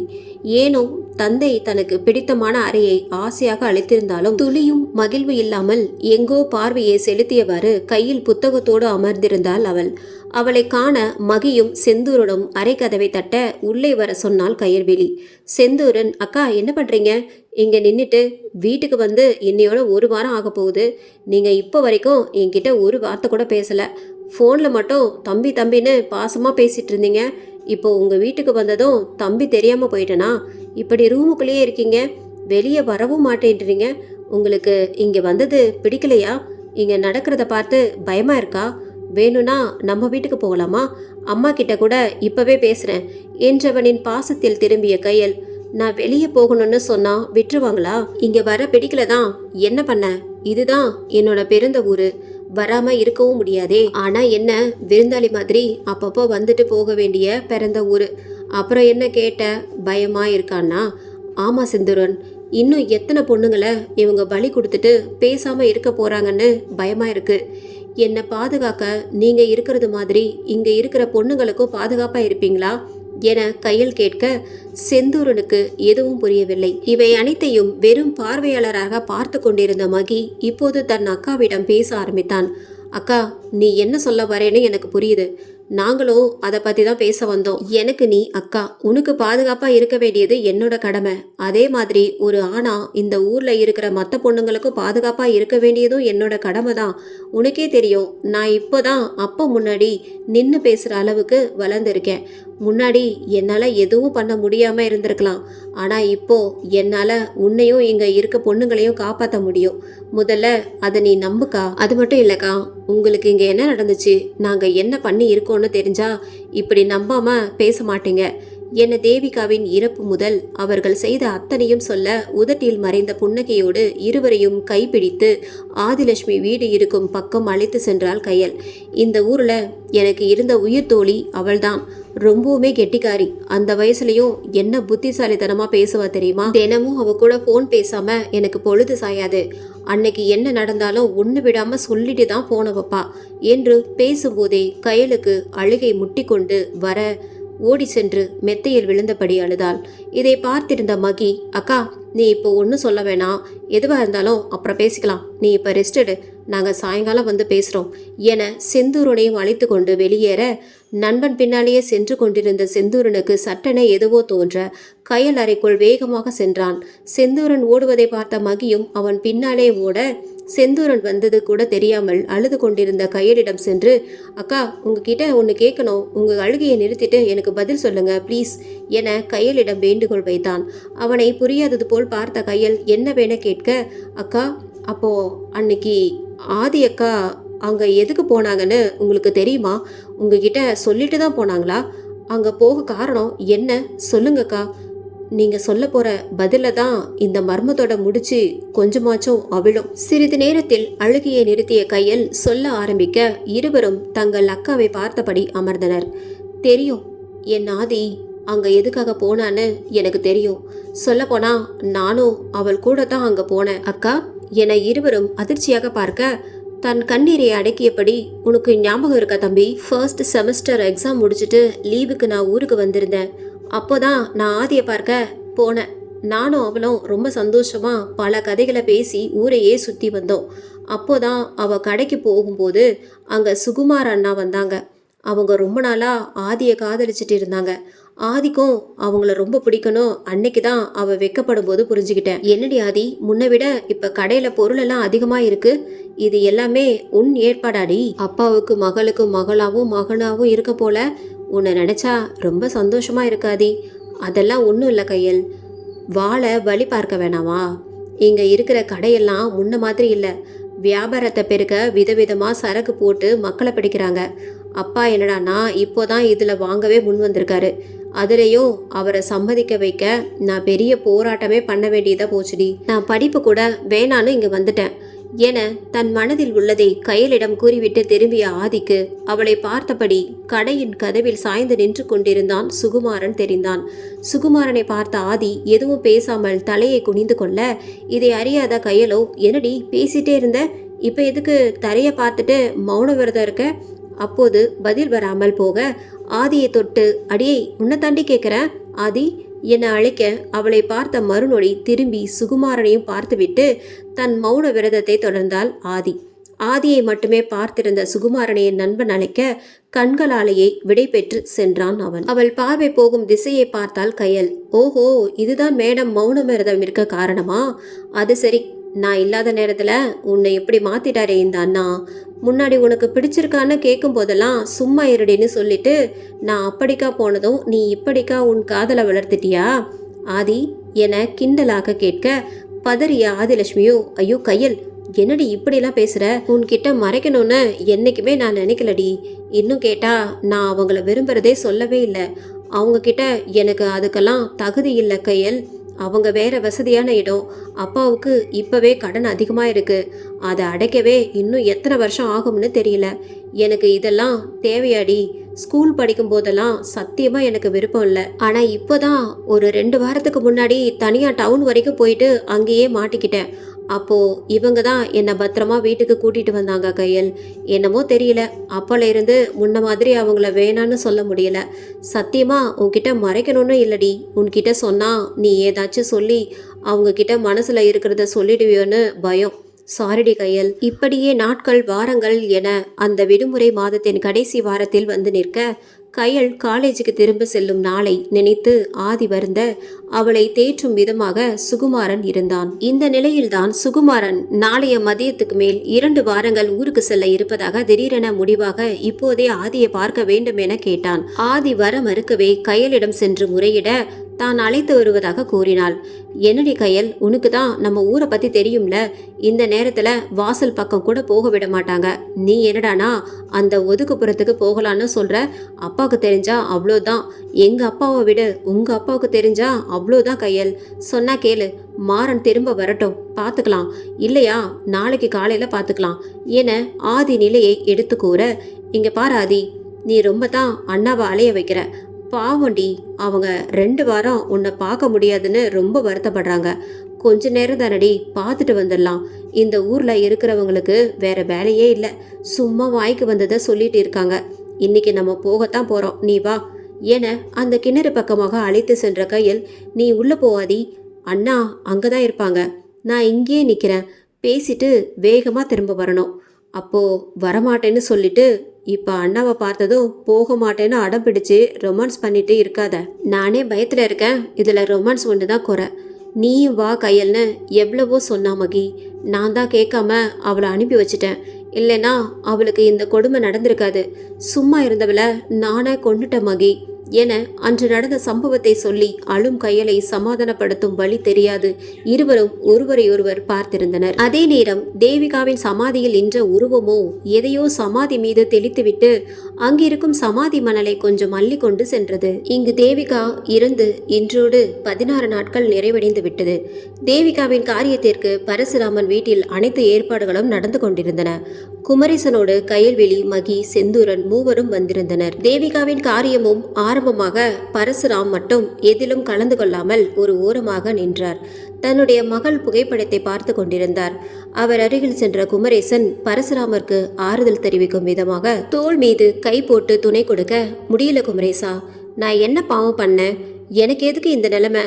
ஒத்த பிள்ளைய பெத்து இத்தனை நல்லபடியா வளர்த்து இப்போ இழந்துட்டு நிற்கிறேனே. என்னோட மகள் இழப்பே ஈடு செய்ய முடியாதது குமரேசா. அதுக்குள்ள என் பொண்டாட்டியும் போய் சேர்ந்துட்டா. நான் மட்டும் கடைசி காலத்துல அனாதையா சாகணும்னு விதி போல. பொண்டாட்டியும் மகளும் இல்லாத இந்த நாட்கள்ல நான் செத்துட்டா குமரேசா, என் மகளையும் மனைவியையும் பார்க்கணுன்னு ரொம்ப ஆசையா இருக்கு என்று தன் மனவேதனையை பேச்சால் கழித்து கொண்டிருந்தார் பரசுராம். செந்துரா, சுகுமாரன் இப்போ எங்கே இருக்காங்கன்னு தெரிஞ்சிருச்சு. காலையில் கடைப்பக்கம் வந்ததா தகவல் வந்திருக்கு. இப்போதான் வீட்டுக்கு கிளம்பி போனாங்களாம். அவங்க வீட்டுக்கே போனால் சுகுமாரனை பார்த்து பேசலாம். இல்லை மகி, இப்போ நம்ம போய் பேசுறது சரியாக வராது. யார் என்னன்னு சந்தேகம் வரும். அது மட்டும் இல்லாமல் நம்மக்கிட்ட உண்மையை சொல்லுவாங்கன்னு எதிர்பார்க்கவும் முடியாது. சுகுமாரனுக்கு ஏற்கனவே அக்காவை தெரியும். அக்காவை கூட்டிகிட்டு போனால் அவங்கக்கிட்ட பேச ஈஸியாக இருக்கும். அதே நேரம் அக்காவுக்கும் சுகுமாரனை பார்த்து பேசணும்னு நினச்சிட்டு இருக்காங்க. இப்போ கூட்டிகிட்டு போனால் அக்கா மனசில் இருக்கிற கேள்வியை சுகுமாரன் கிட்ட கேட்பாங்க. கொஞ்சமாச்சும் அவங்க மனசு நிம்மதி அடையும். அதனால் கண்டிப்பாக அக்காவையும் கூட்டிகிட்டு போகலாம். ஆனால் அப்போ தான் எங்கே போகிறீங்கன்னு முதல்ல கேள்வி கேட்பாரு. அப்பாவை மட்டும் எப்படியாவது சமாளிச்சிட்டா போதும். நம்ம 3 பேரும் போயிட்டு சுகுமாரன் அண்ணாவை பார்த்து பேசிட்டு வந்துடலாம் என்று செந்தூரன் கூற, அதுவே மகிக்கும் சரி எனப்பட்டது. பின் குமரேசனிடம் சென்ற மகி, அப்பா, அக்காவுக்கு அடுத்த வாரம் ஆன்லைனில் எக்ஸாம் நடக்க போகுது. அதுக்கு தேவையான பொருள் எல்லாம் வாங்கணும்னு அக்கா சொல்லிச்சுப்பா. காரியம் முடிஞ்சதும் நாங்கள் 3 பேரும் போயிட்டு அக்காவுக்கு தேவையானதை வாங்கிட்டு வந்துடுறோப்பா. அதுக்கு எதுக்கு அக்கா வரணும்? நீங்கள் 2 பேருமே என்ன ஏதுன்னு கேட்டு வாங்கி கொடுங்க என்று பதிலளித்த குமரேசனுக்கு, இல்லைப்பா, இப்போதான் முதல் தடவை அக்கா ஆன்லைனில் எக்ஸாம் எழுத போகிறாங்க. அது என்ன எப்படி இருக்குன்னு எங்களுக்கே தெரியாது. அக்காவாக வந்தாங்கன்னா அவங்களுக்கு தேவையானதை வாங்கிட்டு வந்துடுவாங்க. ஏதாவது விட்டு போனால் திரும்பவும் அலைய வேண்டியதாக இருக்கும்ப்பா. சிறிது நேரம் யோசித்து விட்டு, சரி, பார்த்து பத்திரமா போயிட்டு வாங்க. வீட்டுக்கு பொழுது சாயத்துக்குள்ளே வந்தாகணும் என உத்தரவிட்டார் குமரேசன். என்னை எங்கே கூட்டிகிட்டு போகிற மகி? நானும் அப்போதுலேருந்து கேட்டுகிட்டே இருக்கேன், நீ பதிலே சொல்ல மாட்டேன்ற. அக்கா, எல்லாம் உனக்கு தெரிஞ்சவங்களை பார்க்க தான் போகிறோம், பேசாமல் வா. போனதும் நீயே தெரிஞ்சுக்குவ. மகி, நம்ம சுகுமாரன் அண்ணாவை பார்க்க போகிறோமா? மூவரும் சுகுமாரின் வீட்டிற்கு வந்தனர். அதே நேரம் முன்தினம் பார்த்தது போலவே எங்கேயோ பார்வையை விரித்து கொண்டு வாயில் சத்தமே வராமல் எதையோ முணுமுணுத்து கொண்டிருந்தான் சுகுமாரன். சுகுமாரனின் தாயோ, சுகுமாரா, உனக்கு தினமும் பொழுது போனால் இப்படி நின்று பார்க்குறதும் பேசுகிறதுமா வேலையாக போச்சு. நான் உனக்கு பார்க்காத வைத்தியம் இல்லை, இருந்தும் எந்த பலனும் இல்லை. உங்கள் பையன் முழுசா மனநல பாதிக்கப்படலன்னு எத்தனையோ டாக்டர் சொன்னாலும் நீ இந்த மாதிரி நடக்கும்போது ஒரு அம்மாவா மனசு ரொம்ப கஷ்டப்படுது சுகுமாரா. உனக்கு என்னதான் பிரச்சனை? காலையில எல்லாம் நல்லா தான் வேலைக்கு போகிற, சாப்பிட்ற, எல்லாமே சரிதான். பொழுது போகிற நேரத்தில் மட்டும் உனக்கு ஏன் என்ன ஆகுது? அம்மாக்குன்னு இருக்கிறது நீ ஒருத்த மட்டும்தான்டா. நீயும் இல்லைன்னா நான் என்ன பண்ணுவேன் என்று தன் மகனின் நிலையை நினைத்து அழுது கொண்டிருக்கும் காமாட்சியை மூவர் கண்ணிலும் பட்டார். கயலுக்கு அங்கே நடப்பது எதுவும் புரியவில்லை. சுகுமாரனை கண்டதும் ஆதி முகம் மட்டுமே மனக்கண்ணில் தோன்ற ஒருவித வழியோடு மகியை பிடித்தவாறு பார்த்திருந்தாள். சிறிது நேரத்தில் காமாட்சியை அடைந்த மூவரும் தங்களை அறிமுகப்படுத்தி கொண்டு பேச துவங்கினர். அம்மா, நான் கயல்வெளி பக்கத்து ஊர் பூவிலங்குடியிலிருந்து வரோம். சுகுமாரன் அண்ணாவை படிக்கும்போது எனக்கு தெரியும். ரொம்ப நாள் கழிச்சு இப்பதான் ஊருக்கு வந்திருக்கேன். அதான் அண்ணாவை பார்த்து பேசிட்டு போலான்னு வந்தேன். ஆனா அண்ணாவை பார்த்தா ஏதோ பிரச்சனையில் இருக்கிற மாதிரி இருக்கு. என்னம்மா ஆச்சு என்ற கயல்வெளியின் கேள்விக்கு பதிலளிக்க துவங்கினார் காமாட்சி. என்னத்தை சொல்ல, என் மகனுக்கு எந்த காற்று கருப்பு அடிச்சதுன்னே தெரியல. ஒரு 4 வருஷமாவே இப்படி தான் பொழுது போகிற நேரத்தில் எங்கேயோ வெறிச்சு வெறிச்சு பார்க்குறதும் எதையோ பேசுவதுமா இருக்கான். நானும் பல வைத்தியம் பார்த்துட்டேன், ஒரு பலனும் இல்லை. காலையில் நல்லாதாம்மா இருக்கான். பொழுது போகும்போது மட்டும்தான் இந்த பிரச்சனை. என்ன நடந்துச்சுன்னு ஒன்றுமே தெரியல. நீங்களாவது பேசி பாருங்க, உங்களுக்காவது என் மகன் பதில் சொல்கிறானான்னு பார்ப்போம் என காமாட்சி நகர்ந்து கொள்ள, அண்ணா அண்ணா இங்கே திரும்பி பாருங்க, நான் யாருன்னு உங்களுக்கு தெரியுதா? கயல் எவ்வளவு கேட்டும் சுகுமாரனிடம் எந்த பதிலும் இல்லாதது போக மூவரும் நாளை காலையில் வந்து சந்திப்பதாக காமாட்சியிடம் கூறிவிட்டு பூவிலங்குடி நோக்கி புறப்பட்டனர். புறப்பட்டு போகும் மூவர் முகத்தில் இருவர் முகம் குழப்பத்தில் இருக்க, ஒருவர் முகம் மட்டும் ஏகத்துக்கு கேலி சிரிப்பை சிந்தித்து கொண்டே சென்றது. சுகுமாரனை பார்த்துவிட்டு தங்களுடைய ஊருக்கு சென்று கொண்டிருந்த மூவரையும் வழிமறித்தான் கட்டபொம்மன். என்ன செந்துரா, இந்த பக்கம் எங்கே போயிட்டு வரீங்க? நாங்களே உங்களை வந்து பார்க்கணுன்னு நினச்சிட்டு இருந்தோம் சார். நல்ல வேலையா நீங்களே வந்துட்டீங்க. உங்களுக்கு தேவிகா அக்காவோட கேஸ் விஷயமா ஏதாச்சும் தகவல் கிடச்சிதா சார்? அன்னைக்கு பார்த்ததோடு சரி, அதுக்கப்புறம் உங்களை பார்க்கவே முடியல என்று செந்தூரன் கட்டபொம்மனிடம் வினாவ, கட்டபொம்மனோ, நான் உங்ககிட்ட கேள்வி கேட்டா நீங்கள் திரும்பி என்னையே கேட்குறீங்க, அதுவும் ஒரு போலீஸ்காரர்கிட்ட. நீங்கள் ஏதாச்சும் கண்டுபிடிச்சிங்களான்னு வேற கேட்குறீங்க. போலீஸ்காரங்க கிட்ட கேள்வி கேட்க உங்களுக்கு யார் உரிமை கொடுத்தது என விளையாட்டாக கட்டபொம்மன் பேச, அதில் கோபம் கொண்ட கயல்விழியோ, சார், போலீஸ்காரர்களே கேள்வி கேட்கக்கூடாது தான். அதே நேரம் தான் கொடுத்த கம்ப்ளைண்ட் எந்த நிலையில் இருக்குன்னு கேள்வி கேட்குற உரிமை ஒவ்வொரு குடிமகனுக்கும் உண்டு. போலீஸ்காரங்க வேலை பார்க்குறதே பொதுமக்களுக்காகத்தானே. அப்படி இருக்க நாங்கள் கேட்குற கேள்விக்கு பதில் சொல்ல வேண்டியது உங்கள் கடமை தானே சார்? சாரி சார், இது என்னோட அக்கா கயல்விழி. காலேஜ் எல்லாம் இப்போ லீவில் சார், அதான் இங்கே வந்து இருக்காங்க என்ற மகிக்கு எந்தவித முகபாவனையும் காட்டாமல் செந்தூரனிடம் திரும்பி, என்ன செந்தூரன், என்னை பார்க்க வரணும்னு நினச்சதா சொன்னீங்க, என்ன விஷயம்? அது வந்து சார், இது கொஞ்சம் சென்சிட்டிவான விஷயம், உங்ககிட்ட சொல்லணும். நீங்கள் எப்போ ஃப்ரீயாக இருப்பீங்கன்னு சொல்லுங்கள், நான் உங்ககிட்ட வந்து பேசணும் சார். என்ன செந்தூரன், வார்த்தையெல்லாம் ரொம்ப பலமாக வருது. அப்படி என்ன விஷயம் சொல்ல போகிறீங்க? எதுவாக இருந்தாலும் நீங்கள் இப்போவே பேசலாம், நான் ஃப்ரீயாக தான் இருக்கேன். சிறிது நேரம் யோசித்த செந்தூரன் மகியிடம் திரும்பி, நீ அக்காவை கூட்டிக்கிட்டு போ மகி, நான் சார்கிட்ட இந்த விஷயத்தை சொல்லிட்டு வந்துடுறேன் என கூறி சரி என்று தன் அக்காவை அழைத்து சென்றான். போகும் கயல்வெளி கட்டபொம்மனை முறைத்து கொண்டே செல்ல, மாறாக கட்டபொம்மன் ரசனையான சிரிப்பை கயல்வெளிக்கு பரிசாக தந்துவிட்டு அதற்கும் கயல்வெளியின் முறைப்பை பதில் பரிசாக பெற்றுக்கொண்டான். எனக்கு என்னமோ இப்போல்லாம் ஏதோ தப்பாக நடக்கிற மாதிரி இருக்குது. இப்போ நம்ம பண்ணுறதுக்கு ஏதோ ஒரு தப்பாக நுழைச்சி இருக்கோன்னு தோணுது. அது எப்படி பல வருஷம் நம்ம பண்ணிட்டு இருக்கிற விஷயம் இப்போ சந்தேகத்தை கிளப்புது. எங்கேருந்து வந்தான் அந்த பையன்? தேவையில்லாமல் நம்ம விஷயத்தில் மூக்க நுழைச்சி இப்போ நிம்மதி இல்லாமல் ஆகிட்டான். நீ என்ன பண்ணுவியோ எனக்கு தெரியாது. இந்த தடவை நான் நினச்சது முழுசாக நடந்தே ஆகணும். ஒவ்வொரு தடவையும் நம்ம இந்த விஷயத்தை பண்ணும் பொழுது இன்னைக்கு சரியாக வரும், நாளைக்கு சரியாக வரணும் நம்பி நம்பி காலத்தையே கடத்திட்டோம். இனியும் இப்படி இருக்க முடியாது. எங்கிருந்தோ வந்த அந்த பையனுக்கு சந்தேகம் வந்த மாதிரி இங்கே இருக்க எத்தனை பேருக்கு சந்தேகம் வந்தால் என்ன ஆகிறது? விஷயம் நம்ம கையை மீறி போகிறதுக்குள்ளே முடிச்சாகணும். இப்போ வேற அந்த பையன் கூட சேர்ந்துக்கிட்டு அந்த குமரவேலும் ஓவராக ஆடுறான். உண்மையை கண்டுபிடிக்க போகிறேன்னு சொல்லி சொல்லி ஊரில் இருக்கிற அத்தனை பேரையும் அவங்க பக்கம் திருப்பிடுவாங்க போல. நீயும் எதுவும் பண்ணாமல் அமைதியாகவே இருக்க. இப்படியே போச்சுன்னா கண்டிப்பாக நம்ம மாட்டிப்போம். அப்புறம் இத்தனை நாள் பட்ட கஷ்டம் எல்லாமே வீணா போயிடும். கயல்விழி தன்னிடம் கூறிய அனைத்தையும் கட்டபொம்மனிடம் கூறியிருந்தான் செந்தூரன். அதை கேட்ட கட்டபொம்மனும் ஆழ்ந்த சிந்தனையில் இருந்தான். தான் சொன்ன விஷயங்களுக்கு எந்த பதிலையும் தராமல் இருக்கும் கட்டபொம்மனை ஆவலுடன் எதிர்பார்த்து காத்திருந்தான் செந்தூரன். வெகு நேரம் காத்திருந்த செந்தூரனுக்கு அதற்கு மேல் பொறுமை இல்லாமல் அழைத்தான். சார் சார் சொல்லுங்கள் செந்தூரன். சார் நான் எவ்வளோ பெரிய விஷயம் சொல்லியிருக்கேன், ஆனால் நீங்கள் எதுவுமே சொல்லாமல் இப்படி அமைதியாக இருக்கீங்க. ஒன்றும் இல்லை, எனக்கு என்னமோ இது ஈஸியாக முடிகிற பிரச்சனை மாதிரி தெரியல. தொடர் சங்கிலி மாதிரி மையப்புள்ளி எங்கே இருக்குன்னு தெரியாமலேயே போய்கிட்டு இருக்கு. இப்போ வரைக்கும் தேவிகா கேஸில் பெருசாக எந்த முன்னேற்றமும் இல்லை. ஆனால் தேவிகா கேஸை எடுத்ததுல இருந்து ஒவ்வொரு கொலை பற்றின தகவலும் ஒவ்வொன்றா வெளியில் வர மாதிரி இருக்குது.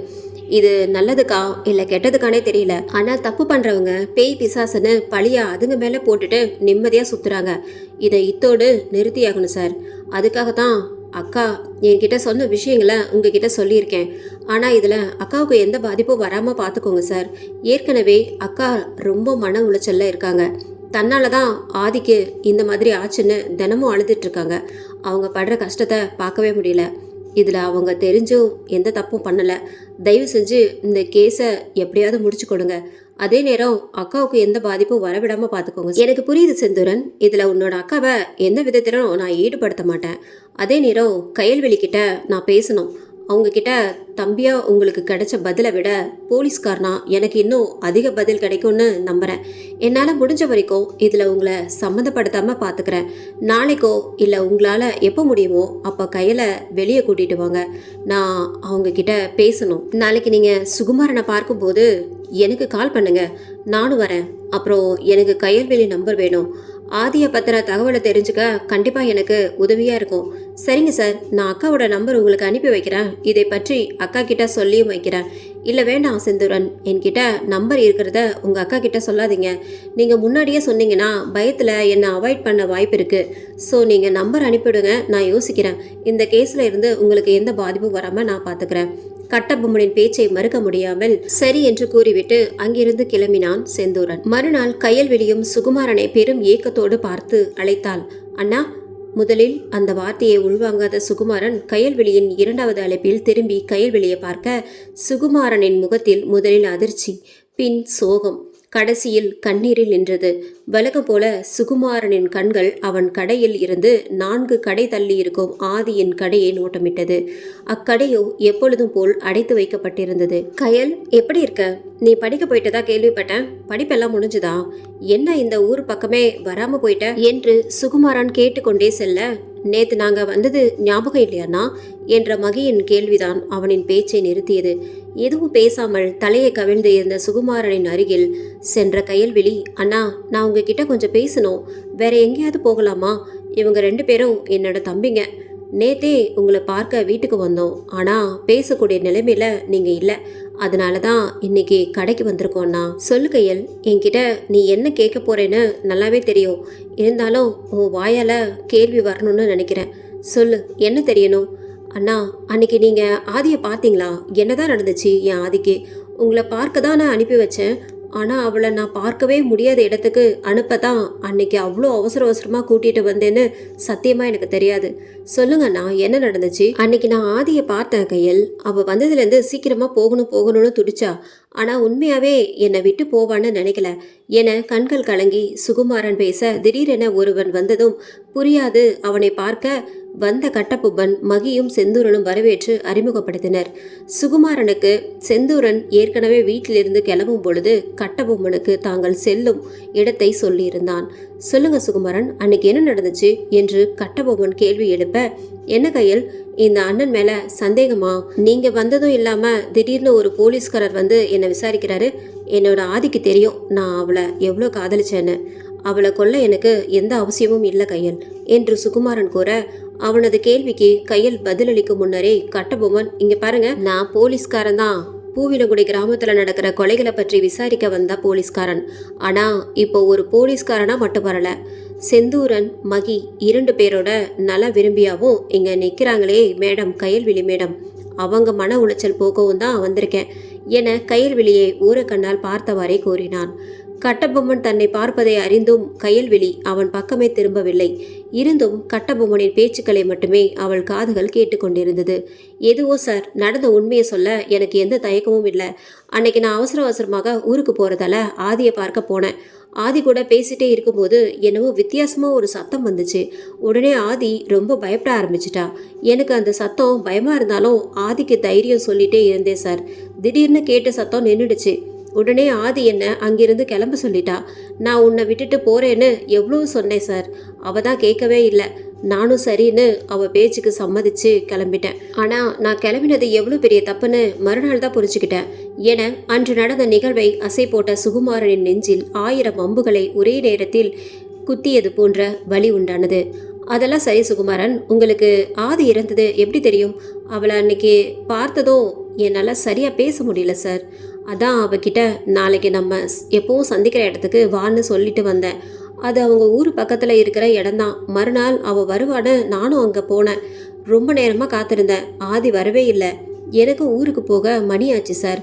உடனே ஆதிக்கு கால் பண்ணேன், எடுக்கலை. அடுத்ததாக கயல்வெளிக்கு ஃபோன் பண்ணேன். ஃபோனை எடுத்தா அவங்க அம்மா தான் ஆதி இருந்த விஷயத்த என்கிட்ட சொன்னாங்க. அதை கேட்ட நிமிஷம் பொய்யா இருக்கக்கூடாதுன்னு ஓடி வந்தேன் சார். நான் காதலிச்ச பொண்ணு இல்லைன்னு நம்பவும் முடியாமல், என்னோட உணர்வுகளை அழுகையாக காட்டவும் முடியாமல், என் ஆதியோட சடலத்தை கூட தொட்டு பார்க்க முடியாத பாவியா யாரோ மாதிரி என் ஆதியோட கடைசி நிமிஷத்தை பார்த்துட்டு இருந்தேன் சார். என்னோட நிலைமை யாருக்குமே வரக்கூடாது. கண்டிப்பாக ஆதி சாவுக்கு அண்ணா காரணமாக இருக்க மாட்டாங்க. இதுக்கு மேலே ஆதி சம்மந்தப்பட்ட எந்த ஒரு விஷயத்தும் கேட்க எனக்கு தெம்பு இல்லை. போகலாம் மகி என்ற கயல்வெளிக்கு சிரிப்பை பரிசாக கொடுத்த கட்டபொம்மன் பேச தொடங்கினான். இங்கே விசாரணை பண்ணிக்கிட்டு இருக்கிறது நான்.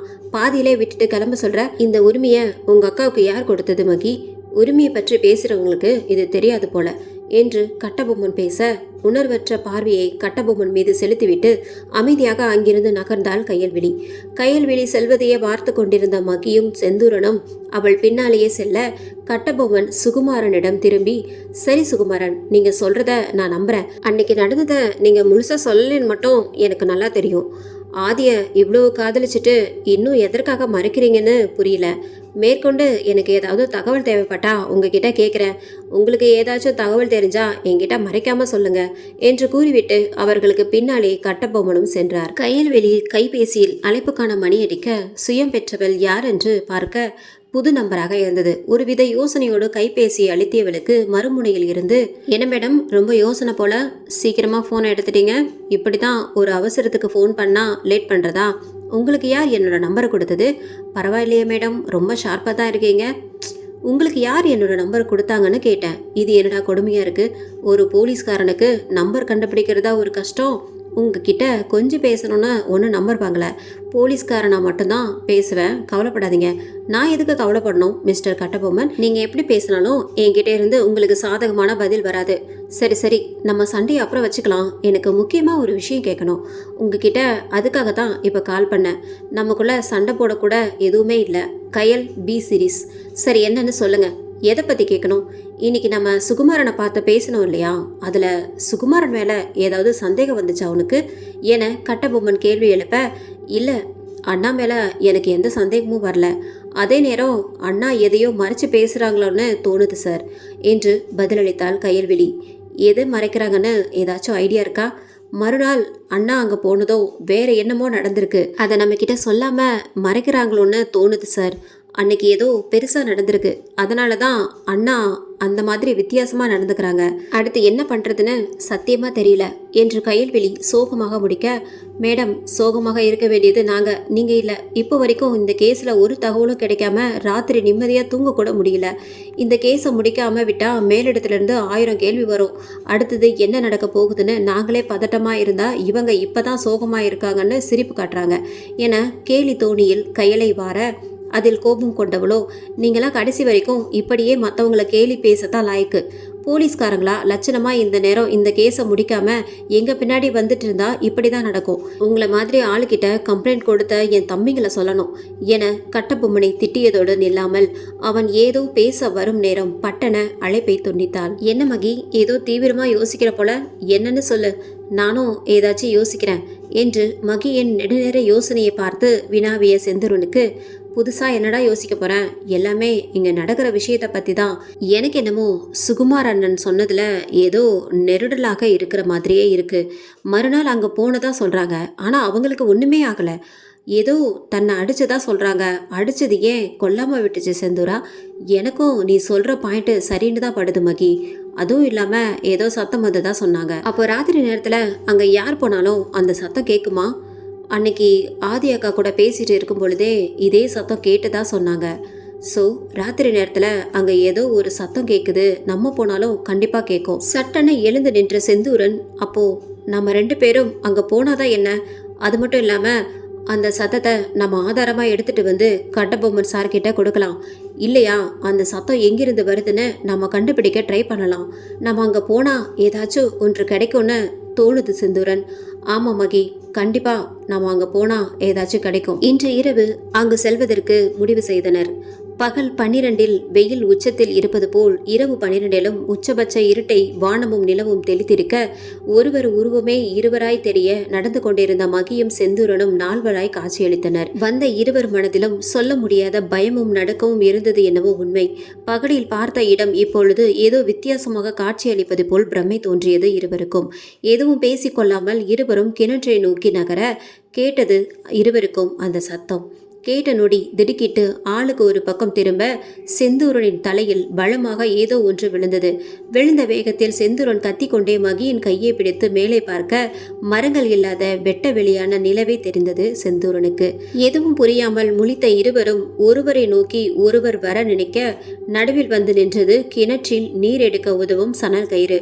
இதை எதிர்பார்க்காத இருவரும் திரும்பவும் அலறி அடித்து நகர்ந்த செந்தூரனின் கால்களை கட்டிக்கொண்டு வேகமாக இழுத்துச் சென்றது கயிறு. கால்களில் மாட்டிக்கொண்ட நொடி செந்தூரன் மண்ணில் விழ இழுத்த இழுப்பிற்கு அடித்து செல்லப்பட்டான். செந்தூரன் வேகமாக இழுத்து செல்லப்படுவதை உணர்ந்த மகியோ தன் நண்பனை காப்பாற்ற செல்ல அவனையே பார்த்த வண்ணம் பின்னால் நின்றிருந்த உருவம் அவன் முன்னால் வந்து நின்றது. வந்து நின்ற உருவத்தின் மேல் சகித்து கொள்ள முடியாத துர்நாற்றம் அடிக்க வாயையும் மூக்கையும் பொத்தியபடி பின்னால் நகர்ந்தான்.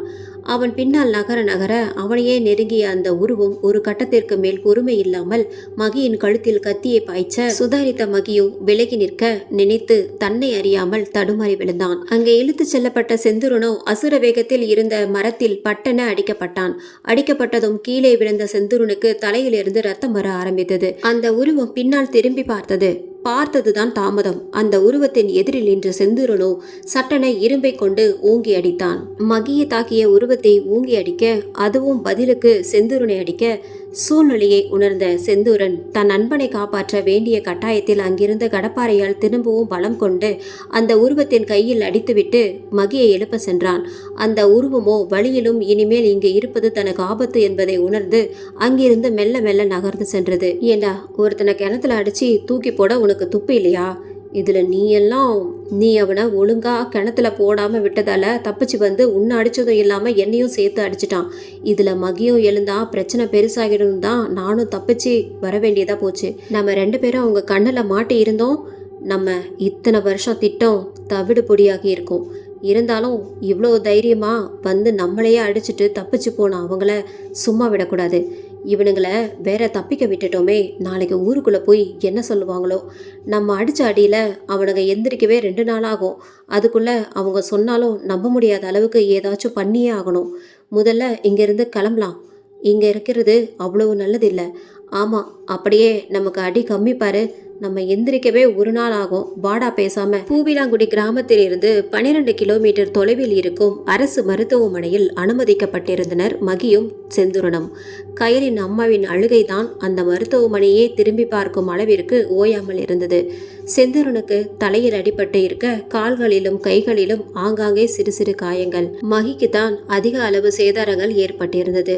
மகியின் தலையில் அடிபட்டு இருக்க அதே நேரம் கழுத்தும் அதிக அளவு நுறுக்கப்பட்டிருந்தது. உன்னோட அப்பா அம்மாவுக்கு தகவல் சொல்லிட்டேன். அவங்க வந்துக்கிட்டே இருக்காங்க. 3 நாள் இங்கே இருந்துட்டு நல்லபடியாக அப்பா அம்மா கூட கிளம்பிப்போ. நீயும் என் மகன்தான். எப்போ வேணா இங்கே வரலாம் போகலாம். ஆனால் திரும்பவும் இந்த ஊரில் நடக்கிற எதை பற்றியும் கண்டுபிடிக்கணும்னு மட்டும் வராத என முற்றுப்புள்ளி வைத்து முடித்தார் குமரேசன். குமரேசரின் நியாயங்கள் புரிய இருவரும் அமைதியாக அவர் சொல்வதை கேட்டுக்கொண்டிருந்தனர். ஹலோ, அப்பா அம்மா 2 பேரும் வீட்டுக்கு போயிட்டாங்க. இப்போ தம்பிங்க கூட நான் மட்டும்தான் இருக்கேன். செந்தூரன் அப்பா அம்மா வர இன்னும் நேரம் இருக்குது. நீங்கள் இப்போ வந்தீங்கன்னா சரியாக இருக்கும். சரி, நான் ஹாஸ்பிட்டல் பக்கத்தில் வந்துட்டேன். யாரு கண்ணிலே படாமல் வேற வரணும். இத்தனை நாள் ரகசியமாக போட்டு வச்ச பிளானை இப்படி போட்டு உடச்சிட்டானுங்க. இப்போ மட்டும் நான் யார் கண்ணிலையாவது பட்டா அவ்வளோதான். ஏன் என்ன எதுக்குன்னு கேள்வி வரும். எல்லாமே சரியாக வர நேரத்தில் இவனுங்க 2 பேரும் இப்படி பண்ணுவாங்கன்னு நினைக்கவே இல்லை கையல். நானே இவங்களை கொன்று இருக்கணும். எனக்கும் அதே கோபம்தான். ஆனால் அவனுங்களை என்னால் திட்டவும் முடியல. நல்லது பண்ணாதானே போனாங்க. தன்னோட உயிரையும் மதிக்காம உண்மையை கண்டுபிடிக்க போனதுல எனக்கு பெருமையாக தான் இருக்கு. அது மட்டும் இல்லை, இவனுங்க 2 பேரும் மூஞ்சியும் சரியே இல்லை. எதையோ கண்டுபிடிச்சிட்டாங்க போல. முகத்தில் பயங்கரமான ஒளிவட்டம் தெரியுது. நீங்கள் சீக்கிரமாக வாங்க, என்னன்னு கேட்போம். நான் ஹாஸ்பிட்டல் உள்ள வந்துட்டேன், நீ ஃபோனை வை, நானே வந்து 2 பேர்கிட்டையும் பேசுகிறேன். பூவிலங்குடிக்கு வந்ததும் குமரேசனை ஊர் மக்கள் அனைவரும் பிடித்து கொண்டனர். குமரேசன் மீது புகார் கொடுக்கப்பட்டு பஞ்சாயத்து கூட்டப்பட்டது. பஞ்சாயத்து தலைவராக பரசுராம் இருக்க, குமரேசன், முத்துவேல் இருவரும் ஊர் முன் நின்றிருந்தனர். இந்த ஊர்ல என்ன நடக்குதுன்னு நம்ம எல்லாருக்குமே தெரியும். இத்தனை வருஷமா பார்த்துட்டு இருக்கோம். நமக்கு அங்க என்னன்னு போய் பார்க்க தெரியாதா? குடும்பம் இருக்குன்னு பயந்துக்கிட்டு தானே அந்த பக்கமே போகாம இருக்கோம். குமரேசன் பையன் பண்றது கொஞ்சம் கூட சரியில்லை. அதுவும் வெளியூர்காரன் பையனுக்கு என்ன தெரியும் நம்ம ஊரை பத்தி? அந்த பையன் கூட சேர்ந்துக்கிட்டு இப்படி ஒரு வேலையை பண்ணியிருக்கானே, இதனால நமக்கு ஏதாச்சும் ஆபத்து வந்தா அவங்க 2 பேருமே பொறுப்பேற்றுப்பாங்களா? ஏற்கனவே இந்த ஊர்ல சாவுக்கு பஞ்சமில்லை. இவனுங்க 2 பேரும் தானே சாவை தேடி போயிருக்காங்க. இனிமே என்னென்ன நடக்குமோ தெரியல.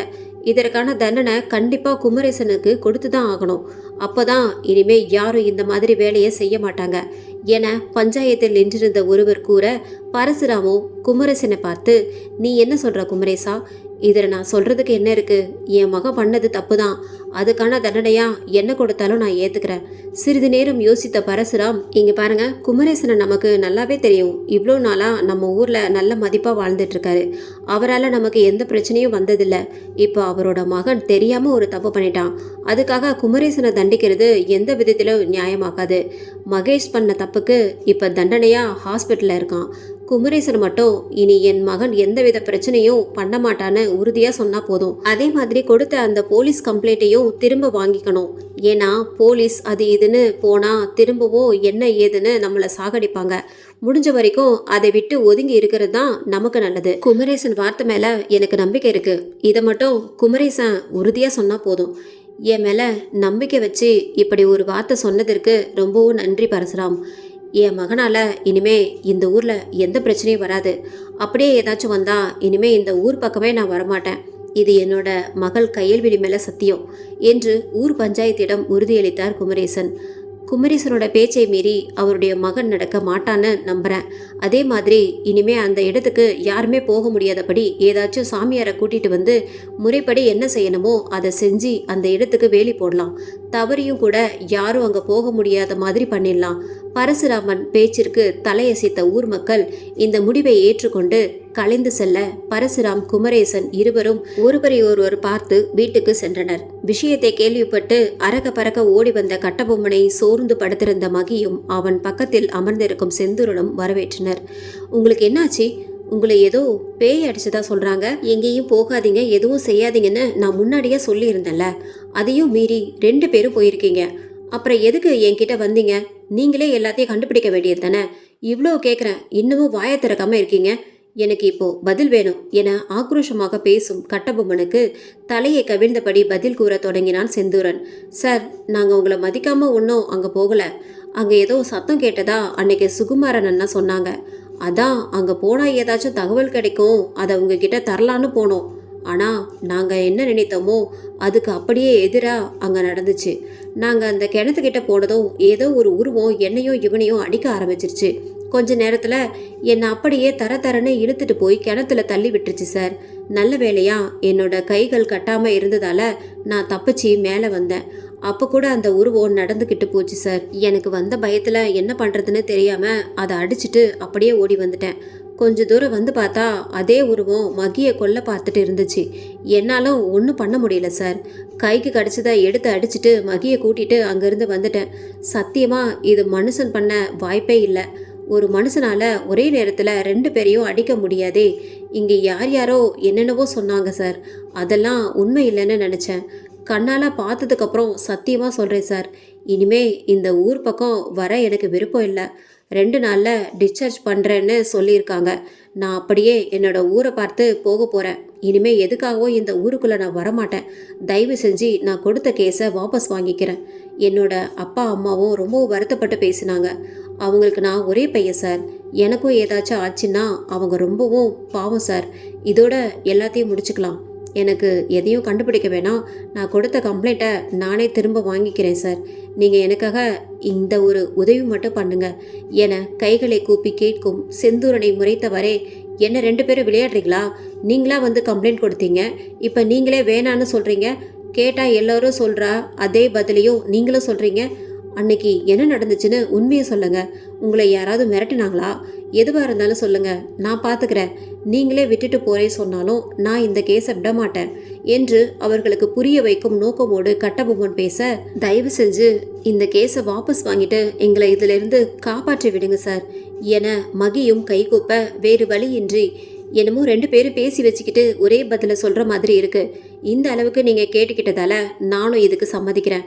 ஆனால் கண்டிப்பாக நான் இந்த கேஸை விட மாட்டேன். தனிப்பட்ட முறையில் நான் விசாரிச்சுக்கிறேன். உங்களுக்கும் இந்த கேஸுக்கும் எந்த சம்மந்தமும் இல்லை. இது சம்மந்தமாக இனிமேல் உங்ககிட்ட நான் பேச போகிறதும் இல்லை. போதுமா? இருவரையும் முறைத்துவிட்டு வேக வேகமாக அங்கிருந்து வெளியேறினான் கட்டபொம்மன். அப்பாடி, இவரை நம்ப வைக்க எவ்வளோ பேச வேண்டியதாக இருக்குது என்றபடி ஒருவர் கையை மற்றொருவர் வெற்றி பெற்றதுக்கான சான்றாய் அடித்துக்கொண்டு மந்தகாசமாய் சிரித்தனர்.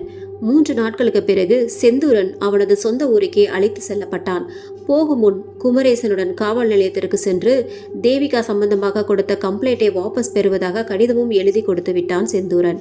சென்ற அன்றைய நாளே ஏதோ ஒரு சாமியாரை வரவழைத்து யாகங்கள் பூஜைகள் நடத்தி பூவிலாங்குடி ஒதுக்குப்புறத்தில் இருக்கும் அந்த கிணற்றுக்குள் வேலியும் அமைக்கப்பட்டது. என்ன அவசரமோ, யார் அவசரப்படுத்தியதோ, அனைத்தும் வேக வேகமாக நடைபெற்றது. முன்பாவது அடர்ந்த மரங்களும் ஆளில்லாத இடமுமாவது காட்சியளித்தது. ஆனால் இப்போது முழுவதுமாக அந்த இடமே மறைக்கப்பட்டிருந்தது.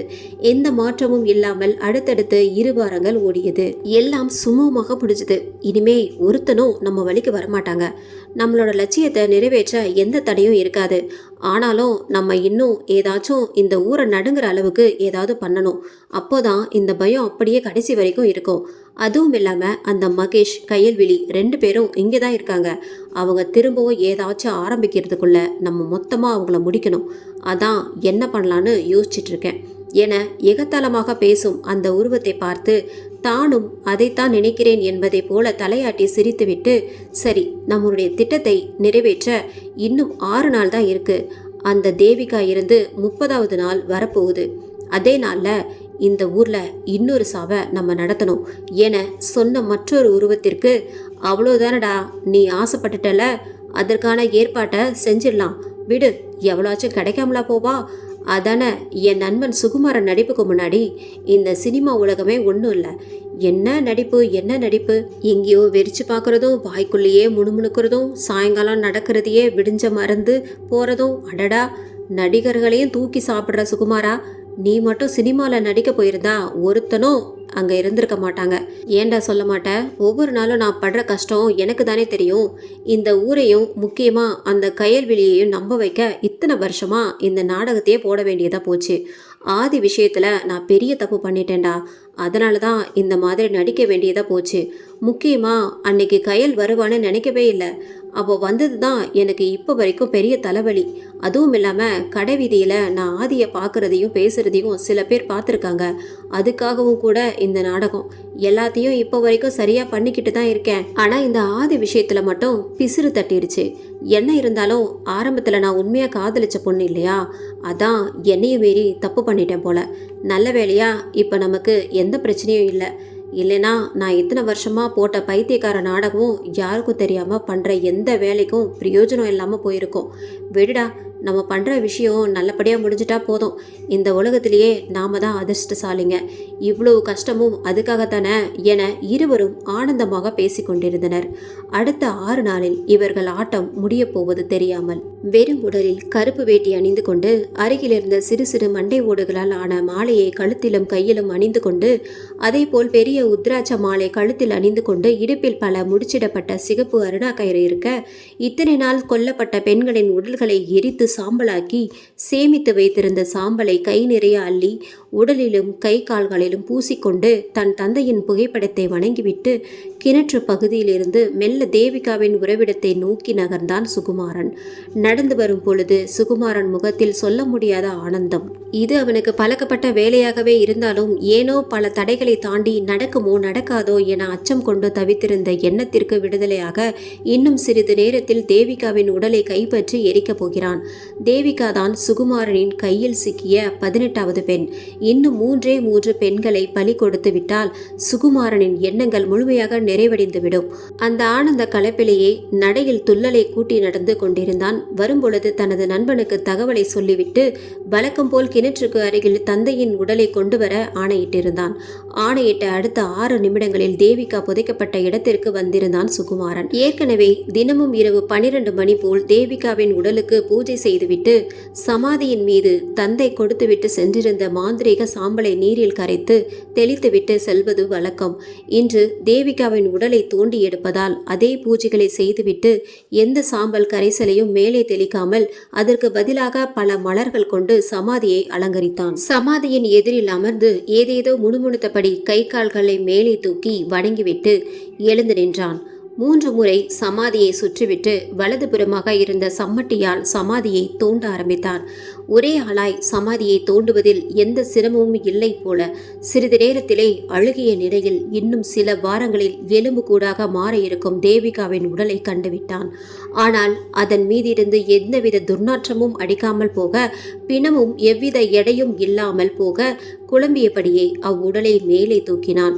பின் உடலில் இருந்த மணல்களை தள்ளிவிட்டு உற்று நோக்க அது அழுகிய உடலே இல்லை, பிணத்தை போல் பொம்மை உடலில் துணியால் சுற்றப்பட்டு அழகாக சுகுமாரன் கையில் கிடைக்க ஏற்பாடு செய்திருந்தனர்.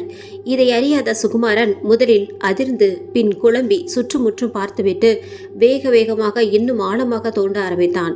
அப்பொழுதும் எதுவும் கிடைக்காமல் போக ஒருவித பரபரப்புக்கு ஆளாகி அருகில் தோண்டி பார்த்தான். அத்தனை இடங்களையும் தோண்டி தேவிகாவின் உடல் கிடைக்காமல் போக ஆங்காரம் கொண்டு அந்த பிண பொம்மையை அடித்துக் கொண்டிருந்தான். சிறிது நேரத்திலேயே சுகுமாரன் பின்னால் பெரும் வெளிச்சம் தோன்ற முதலில் புரியாமல் அடித்துக் கொண்டிருந்த சுகுமாரன் பின் நிதானித்து பொறுமையாக தன் முதுகுக்கு பின்னால் தலையை திருப்பி பார்க்க அங்கே உடலை இறுக்கியும் இருக்காமலும் வெள்ளை நிற சட்டை அணிந்து கொண்டு கருப்பு நிற கால் சட்டையில் தலைமுடி முழுவதுமாக மேலே ஏற்றி கொண்டையிட்டு வலது காதில் ப்ளூடூத் மாட்டிக்கொண்டு ஒரு கையில் டார்ச் லைட்டும் மறு கையில் சற்று முன் நடந்த அனைத்தையும் ஒளிப்பதிவு செய்யும் சிறு புகைப்பட கருவியையும் கேமரா பிடித்த வண்ணம் நின்றிருந்தாள் ஆர்த்தி.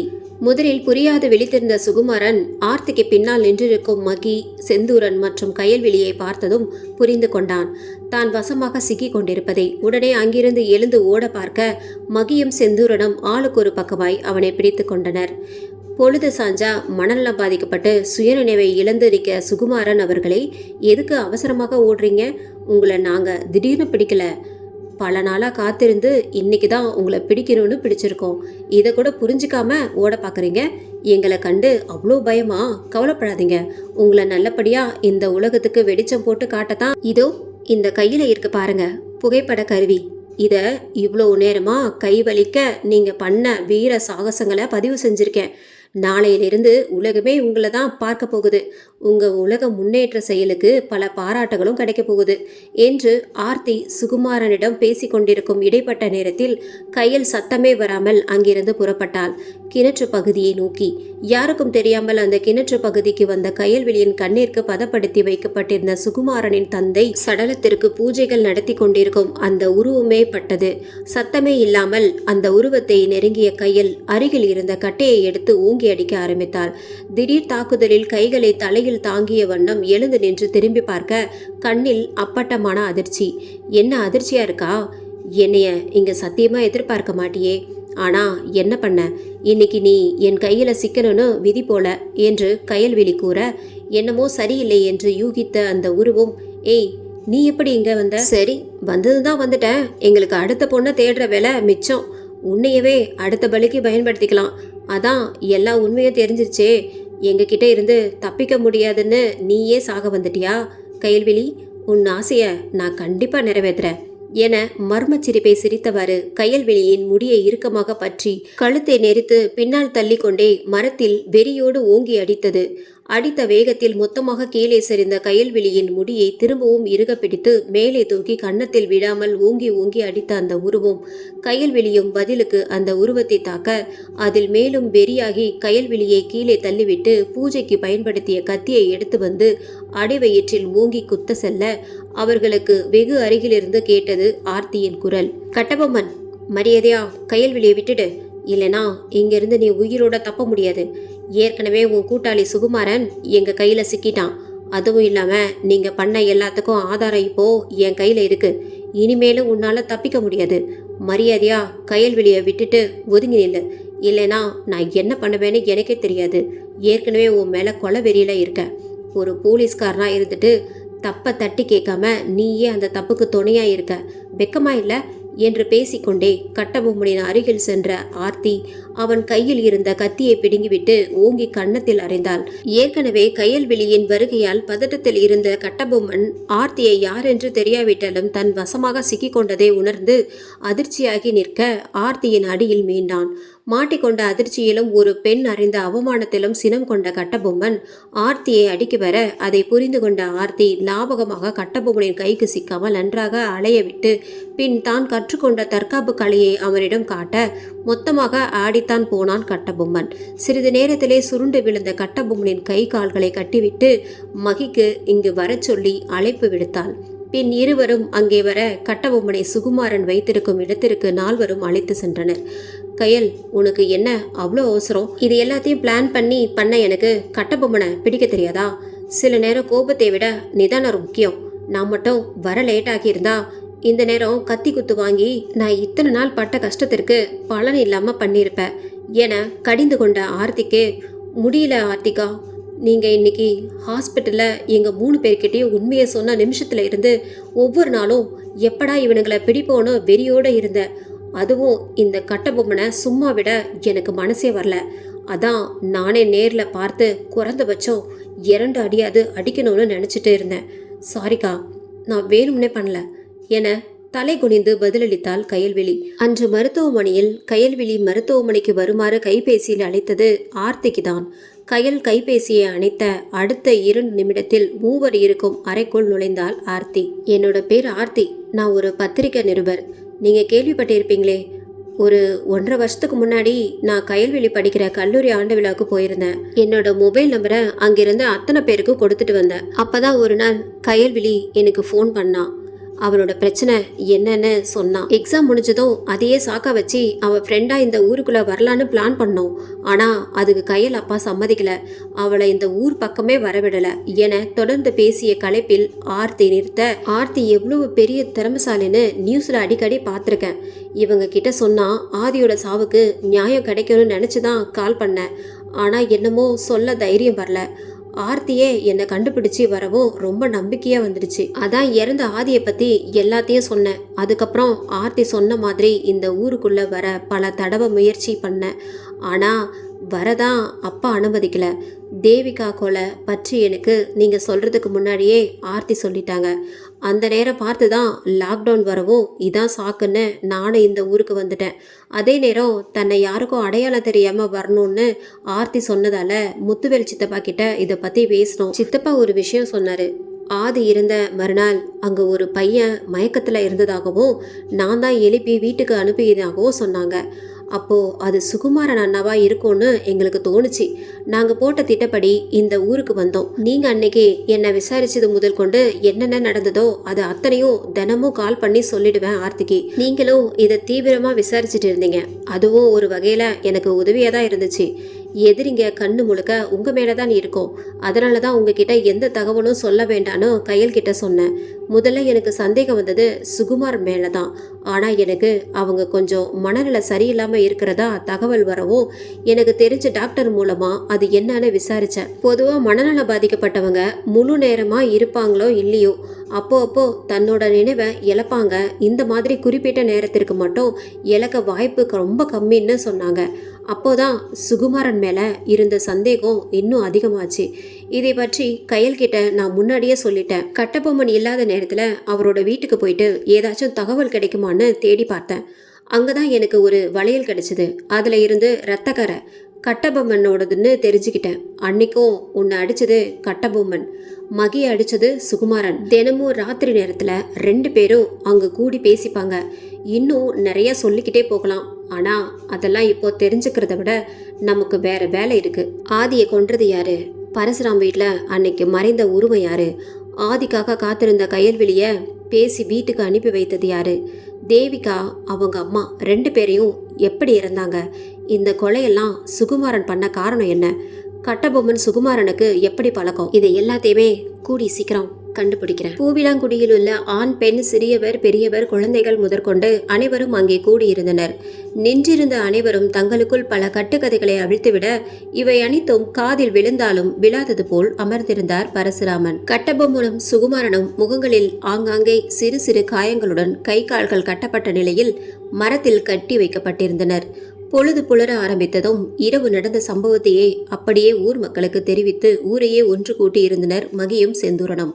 முதலில் நம்ப மறுத்த ஊர் மக்கள் மரத்தில் கட்டி வைத்திருக்கும் இருவரையும் பார்த்து உண்மை எது பொய் எது என தெரியாத மனநிலையில் தங்களுக்குள் பேசிக் கொண்டிருக்க, நேற்றிரவு இருந்த அதே வெள்ளை உடையில் சில இரத்த கரைகளை சுமந்து கொண்டு நடையில் தன்னம்பிக்கை கூட்டி மிடுக்காக ஊர் மக்களை நோக்கி வந்து கொண்டிருந்தாள் ஆர்த்தி. அவளுக்கு பின்னாலேயே சில பத்திரிகை நபர்களும் கூடியிருக்க அந்த இடமே கொஞ்சம் கொஞ்சமாக பரபரப்பிற்கு ஆளாகி கொண்டிருந்தது. நேராக பரசுராம் முன் நின்று, என்னோட பெயர் ஆர்த்தி, நிழல்காரம் பத்திரிகையில் நிருபரா வேலை செய்துட்டு இருக்கேன். இதை பாருங்க, இதோ நிக்கிறாளே கயல்விழி, அவ மூலமா இந்த ஊரை பத்தின செய்தி என் காதுக்கு எட்டுச்சு. அதை விசாரிக்கத்தான் இந்த ஊருக்குள்ள முத்துவேல் அப்பாவோட உதவியோட வந்தேன். நான் வந்த வேலையும் ரொம்ப சீக்கிரமாவே முடிஞ்சுது.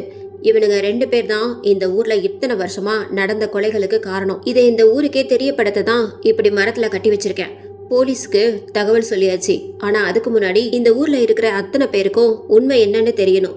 இல்லைனா திரும்பவும் ஒரு கதையை சொல்லி உங்களை நீங்களே ஏமாத்திக்கிட்டு வாழ்வீங்க என்று ஆர்த்தி பேசிக்கொண்டே நேராக இருவரிடமும் சென்று, சொல்லுங்க, இத்தனை கொலைகளை நீங்க பண்ண காரணம் என்ன என கேள்வியை முன்வைக்க இருவரிடமும் அமைதி மட்டுமே பதிலாக வந்தது. அக்கா, இவனுங்க கிட்ட எதுக்கு கேள்வி கேட்டுட்டு இருக்கீங்க? நம்ம கிட்ட தான் ஆதாரம் இருக்குல்ல, நேரா போலீஸ்கிட்ட ஒப்படைக்கலாம். இந்த ஆதாரமே போதும், இவங்களுக்கு தண்டனை வாங்கி தர. ஆவேசமாக பேசிய செந்தூரனுக்கு, நம்ம கிட்ட இருக்க ஆதாரம் கண்டிப்பா போதும் செந்தூரன், ஆனா அதுக்கு பின்னாடி இருக்கிற காரணம் தெரிய வேணாமா? போலீஸ்கிட்ட ஒப்படைச்சா நிச்சயம் இவங்க பதில் சொல்லுவாங்க. ஆனா அதுக்கு முன்னாடி இந்த ஊரே தெரிஞ்சுக்கணும், கூடவே இன்னொரு ஆளை பத்தியும் தெரிஞ்சுக்கணும். இப்ப என்ன கேட்டு போச்சு? இவனுங்க 2 பேரும் வாயை திறக்காம இருந்தா உண்மை என்னன்னு தெரியாதா என ஒவ்வொரு அடியாக கால்களை எடுத்து வைத்து பரசுராமனிடம் நின்ற ஆர்த்தி, சொல்லுங்க பஞ்சாயத்து தலைவரே பரசுராம், இவனுங்க 2 பேரும் இந்த கொலைகளை பண்ண காரணம் என்ன? மூவருக்குமே ஆர்த்தியின் இந்த கேள்வி பெரும் அதிர்ச்சிதான். பயத்தில் ஏற்கனவே வேர்த்திருந்த முகம் இப்பொழுது மேலும் வேர்க்க, நான் என்ன பண்ண? இந்த 2 பேருக்கும் எனக்கும் எந்த சம்மந்தமும் இல்லை. எதுக்காக என்கிட்ட கேக்குறீங்க? நான் இதுல சம்பந்தப்பட்டு இருக்கேன்னு எதை வச்சு சொல்ற? ஆதாரம் உங்ககிட்ட இருக்கா என்றவர் திரும்பி ஊர் மக்களை பார்த்து, என்னையா எல்லாரும் பார்த்துட்டு இருக்கீங்க? இந்த பொண்ணு என்னென்னமோ சொல்லுது, ஒரு வார்த்தை கூட கேட்க மாட்டீங்களா? நான் அப்படிப்பட்ட ஆளா? இந்த ஊருக்காக நான் எவ்வளோ பண்ணியிருப்பேன். யாரோ ஒருத்தி வந்து இப்படி பேசிட்டு இருக்கா, நீங்களும் சும்மா இருக்கீங்க என்றதும் கேள்வி கேட்ட ஆர்த்தியை சில பேர் வார்த்தைகளால் தாக்க சலசலப்புக்கு பஞ்சம் இல்லாமல் போய்கொண்டிருந்த கூட்டத்தின் சத்தம் பட்டன நின்றது. முத்துவேல் பரசுராமனை அடித்த அடியில், அந்த பொண்ணு காரணம் என்ன என்று தானே கேட்டுச்சு. நீ ஏன் இதெல்லாம் பண்ணனன்னு கேட்டுச்சா? அதுக்குள்ள என்னென்னமோ பேச ஆரம்பிக்கிற. இதுல இருந்து தெரியல நீ அவனுக்கு 2 பேரோட கூட்டாளி தான். சொல்லுடா, என் பிள்ளையா எதுக்கு கொன்ன? என் மக உனக்கு என்ன பாவம் பண்ணினா? இவனுக்கு 2 பேராவது பரவாயில்ல, வெளியூருக்காரங்க. நீ ஊரையே காவல் காக்கிறதா சொல்லிட்டு இந்த ஊரிலேயே ஒவ்வொரு உயிரா பலி கொடுத்து இருக்கியே, மனுஷனா நீ எல்லாம்? இந்த பொண்ணு மேல எனக்கு நம்பிக்கை இருக்கு. இவ்வளவு தைரியமா இத்தனை பேருக்கு முன்னாடி உன் பேரை சொல்லுதுன்னா இதுல ஏதோ கண்டிப்பா நீ சம்மந்தப்பட்டு இருக்க. சொல்லு, என் பொண்ணை எதுக்காக கொன்ன? ஏண்டா கொன்ன? என் பொண்ணு உனக்கு என்னடா பாவம் பண்ணனா என்று வெறி கொண்டு பரசுராமனை மாற்றி மாற்றி இரு கண்ணத்திலும் அறிய அங்கிருந்த அனைவரும் அமைதியாக பார்த்திருந்தனர். அப்பா நிறுத்துங்க, நீங்க எவ்வளவு கேட்டாலும் இவர் வாயிலிருந்து பதில் வராது. தன்னோட மகளையே கொன்ன யோகியர் இவரு. உங்க வார்த்தை அவர் காதல நிச்சயம் விழாது. என்ன கேட்டீங்க? பரசுராம், நான் என்ன தப்பு பண்ணேனா? அதற்கான ஆதாரம் இருக்கான்னு தானே கேட்டீங்க. இதோ இந்த ஆதாரம் போதுமான பாருங்க. 6 நாட்களுக்கு முன்பு இவனுங்க வந்தது நம்ம எத்தனை நாள் கஷ்டப்பட்டு கட்டிய கோட்டையை கலைக்கன்னு தப்பா நினைச்சிட்டேன்டா. ஆனா இப்போதுதான் தெரியுது நம்ம கோட்டைக்கு இனி பலத்த பாதுகாப்பு தரத்தான் இந்த பைத்தியக்காரனங்க வந்திருக்காங்கன்னு. அது எப்படிடா இவனுங்க இவ்வளோ பயந்தாங்கோலியே இருந்துட்டு உண்மையை கண்டுபிடிக்கிறேன்னு தைரியமா பேசினாங்க. ஆனாலும் இவனுங்க சரியான பைத்தியக்காரனுங்க தான்டா. நம்ம 2 பேர் இருந்தும் அடிச்சது ஒரு ஆளுன்னு நம்பிக்கிட்டே இருக்கானுங்க. இதுக்கு தான் சின்ன பசங்களை நம்பி களத்தில் இறங்கக்கூடாதுன்னு சொல்கிறது. இப்போ நினச்சாலும் ஒரே சிரிப்பாக வருதுடா எனக்கு. நான் என்னமோ இவனுங்க 2 பேரையும் தீர்த்து கட்டுற அளவுக்கு யோசிச்சு வச்சா எனக்கு வேலை வைக்காம இவனுங்களே அலறி அடிச்சுட்டு ஓடுறாங்களே. இதில் அந்த கயல்வெளி பைத்தியம் வேற இந்த 2 பயந்தாங்கோலியை வச்சுட்டு ஊரா விசாரணை பண்ண போகிறாங்க. ஐயோ, நான் என்னமோ ஏதோன்னு நினச்சி பல நாள் தூங்காமல் இருந்துட்டேன். அது அந்த செந்தூரன் இருக்கானே, வந்த வேகத்திலேயே ஊரை விட்டு ஓடிட்டான். ஐயோ, என்னால் முடியல. அன்றொரு நாள் இனி எந்த பிரச்சனையும் இல்லை என இருவரும் ஆனந்தமாக பேசி கொண்டிருக்க 2 பேரும் என்ன சந்தோஷமா பேசிட்டு இருக்கீங்க என்றபடி பரசுராம் அங்கே வர, வாங்க வாங்க, உங்களை தான் 2 பேருமே எதிர்பார்த்து இருந்தோம். அந்த இடத்துக்கு வேலியெல்லாம் சரியா போட்டிங்களா? யாருக்கும் சந்தேகம் எதுவும் வரலையே? என்னை எதிர்த்து கேள்வி கேட்க அந்த ஊர்ல எவனுக்கு தைரியம் இருக்கு கட்டபொம்மன்? அப்படி கேட்டிருந்தா நாம் இன்னைக்கு இப்படி சந்தோஷமா இருக்க முடியுமா? முட்டா பசங்க, நான் சொன்னது எல்லாத்தையும் அப்படியே நம்புறாங்க. இதே நம்பிக்கையை என் பொண்டாட்டியும் பொண்ணும் வச்சிருந்தா பாவம் நம்ம கையால செத்திருக்க மாட்டாங்களே. அது என்னவோ உண்மைதான். உன் பொண்ணு தான் உன்னோட நடத்தையில சந்தேகப்பட்டு எதையோ கண்டுபிடிக்கிறேன்னு வந்து தேவையில்லாம நம்ம பலி கொடுக்குற லிஸ்ட்ல வந்து சேர்ந்துட்டான். சரி, அதோட போயிடும்னு நினைச்சான். உன் பொண்டாட்டியோட கெட்ட நேரம் நம்ம 3 பேரும் பேசுறத கேட்டுட்டாங்க. வேற வழியே இல்லாம அவங்களையும் கொல்ல வேண்டியதா போச்சு என்று சுகுமாரன் பேசி முடிக்க, ஆனாலும் பரசுராம், நீங்க செம கில்லாடி. நீங்க கொன்னுட்டு என்னமோ அவங்களே தற்கொலை பண்ணிக்கிட்ட மாதிரி வீட்டுல இருந்த அத்தனை சொந்தக்காரங்களையும் நம்ப வச்சிட்டீங்களே. அந்த அறிவில்லாத பைத்தியங்களும் இவர் சொல்றத நம்பி அப்படியே நான் வந்து விசாரிக்கும் பொழுது என்னமோ நேர்ல பார்த்த மாதிரி சொல்லுதுங்க. நானே எதிர்பார்க்கல. முதல்ல திடீர்னு இந்த கொலையை விசாரிக்க சொல்லி ஃபோன் வந்ததும் ஆடி போயிட்டேன். இதை இப்படியே விட்டா வேறு யார் காதலையாவது போயிட போகுதுன்னு தான் நானே வர வேண்டியதா போச்சு. அப்படியே ஒரு நேர்மையான அதிகாரி மாதிரி ஊருக்குள்ள வந்து வசனம் பேசும்போது எனக்கு ஒரே சிரிப்பா தான் வந்தது.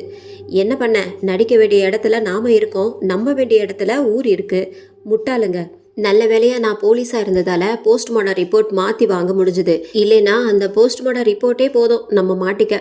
இதோட இந்த பிரச்சனை முடிஞ்சதுன்னு பார்த்தா அந்த கயல்வெளி திடீர்னு வந்து நிற்கிறா. வந்ததும் இல்லாமல் அந்த 2 பொடி பசங்க கிட்ட விஷயத்த சொல்லி சுகுமாரன் வரைக்கும் வந்துட்டா.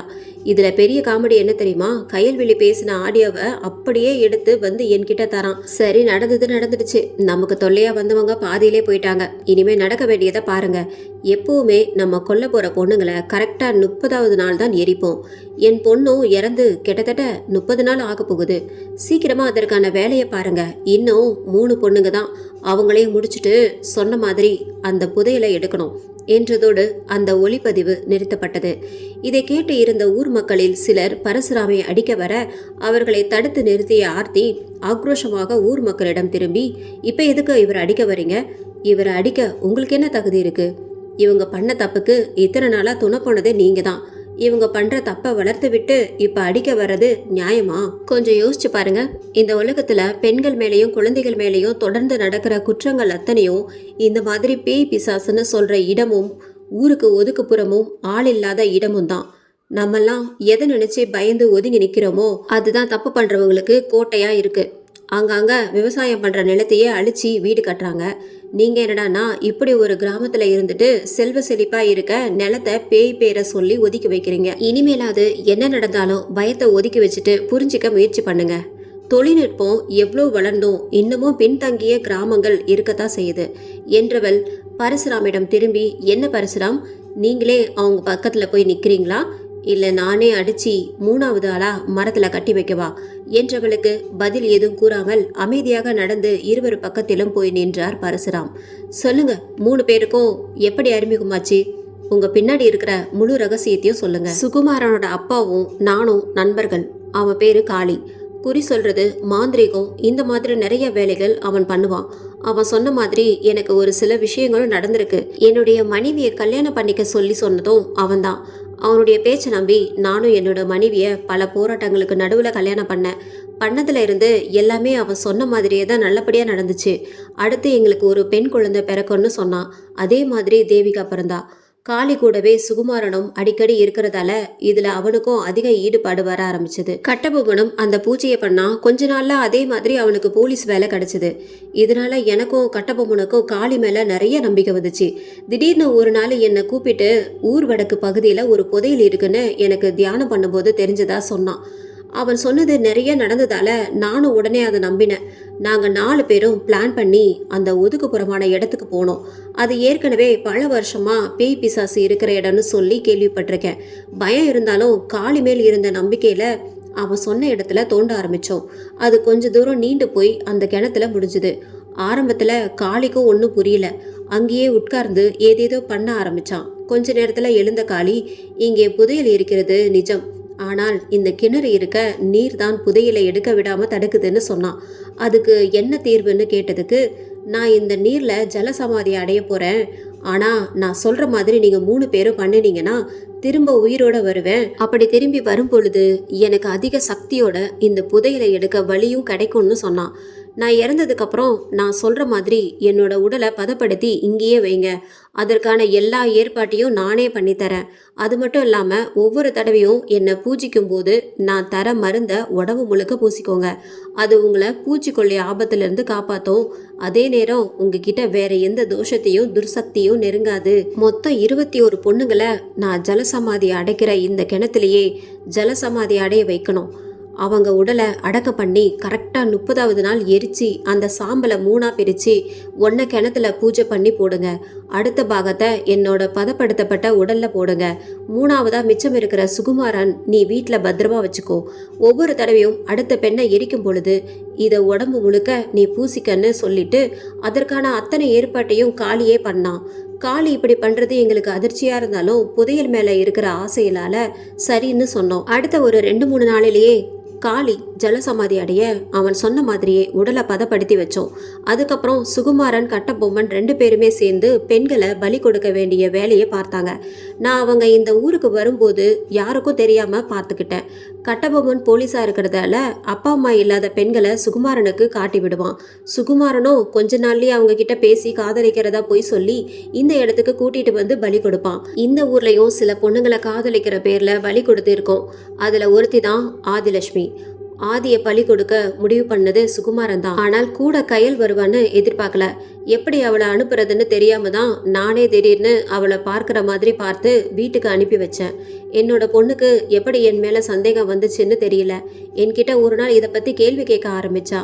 என்ன பண்றதுன்னு தெரியாம இவங்க 2 பேர்கிட்டயும் சொன்னேன். இவங்க தான் என் பொண்ணையும் பலி கொடுக்க சொன்னாங்க. எனக்கும் அவ கண்டுபிடிச்சா பிரச்சனை ஆகிடும்னு பலி கொடுக்க முடிவு பண்ணேன். அந்த பிரச்சனையில தான் என் மனைவியையும் கொன்னேன். புதையல் மேல இருக்கிற ஆசையில தான் இது அத்தனையும் பண்ண என்று பரசுராம் மொத்த உண்மையையும் போட்டு உடைக்க, அதே நேரம் காவல்துறையும் சரியாக வந்தது. காவல்துறையிடம் 3வரையும் ஒப்படைத்துவிட்டு அங்கிருந்து புறப்பட்டாள் ஆர்த்தி. இந்த எபிசோடு உங்களுக்கு பிடிச்சிருந்தது அப்படின்னா நம்ம சேனலை மறக்காம சப்ஸ்கிரைப் பண்ணுங்க, லைக் பண்ணுங்க, ஷேர் பண்ணுங்க. நன்றி, வணக்கம்.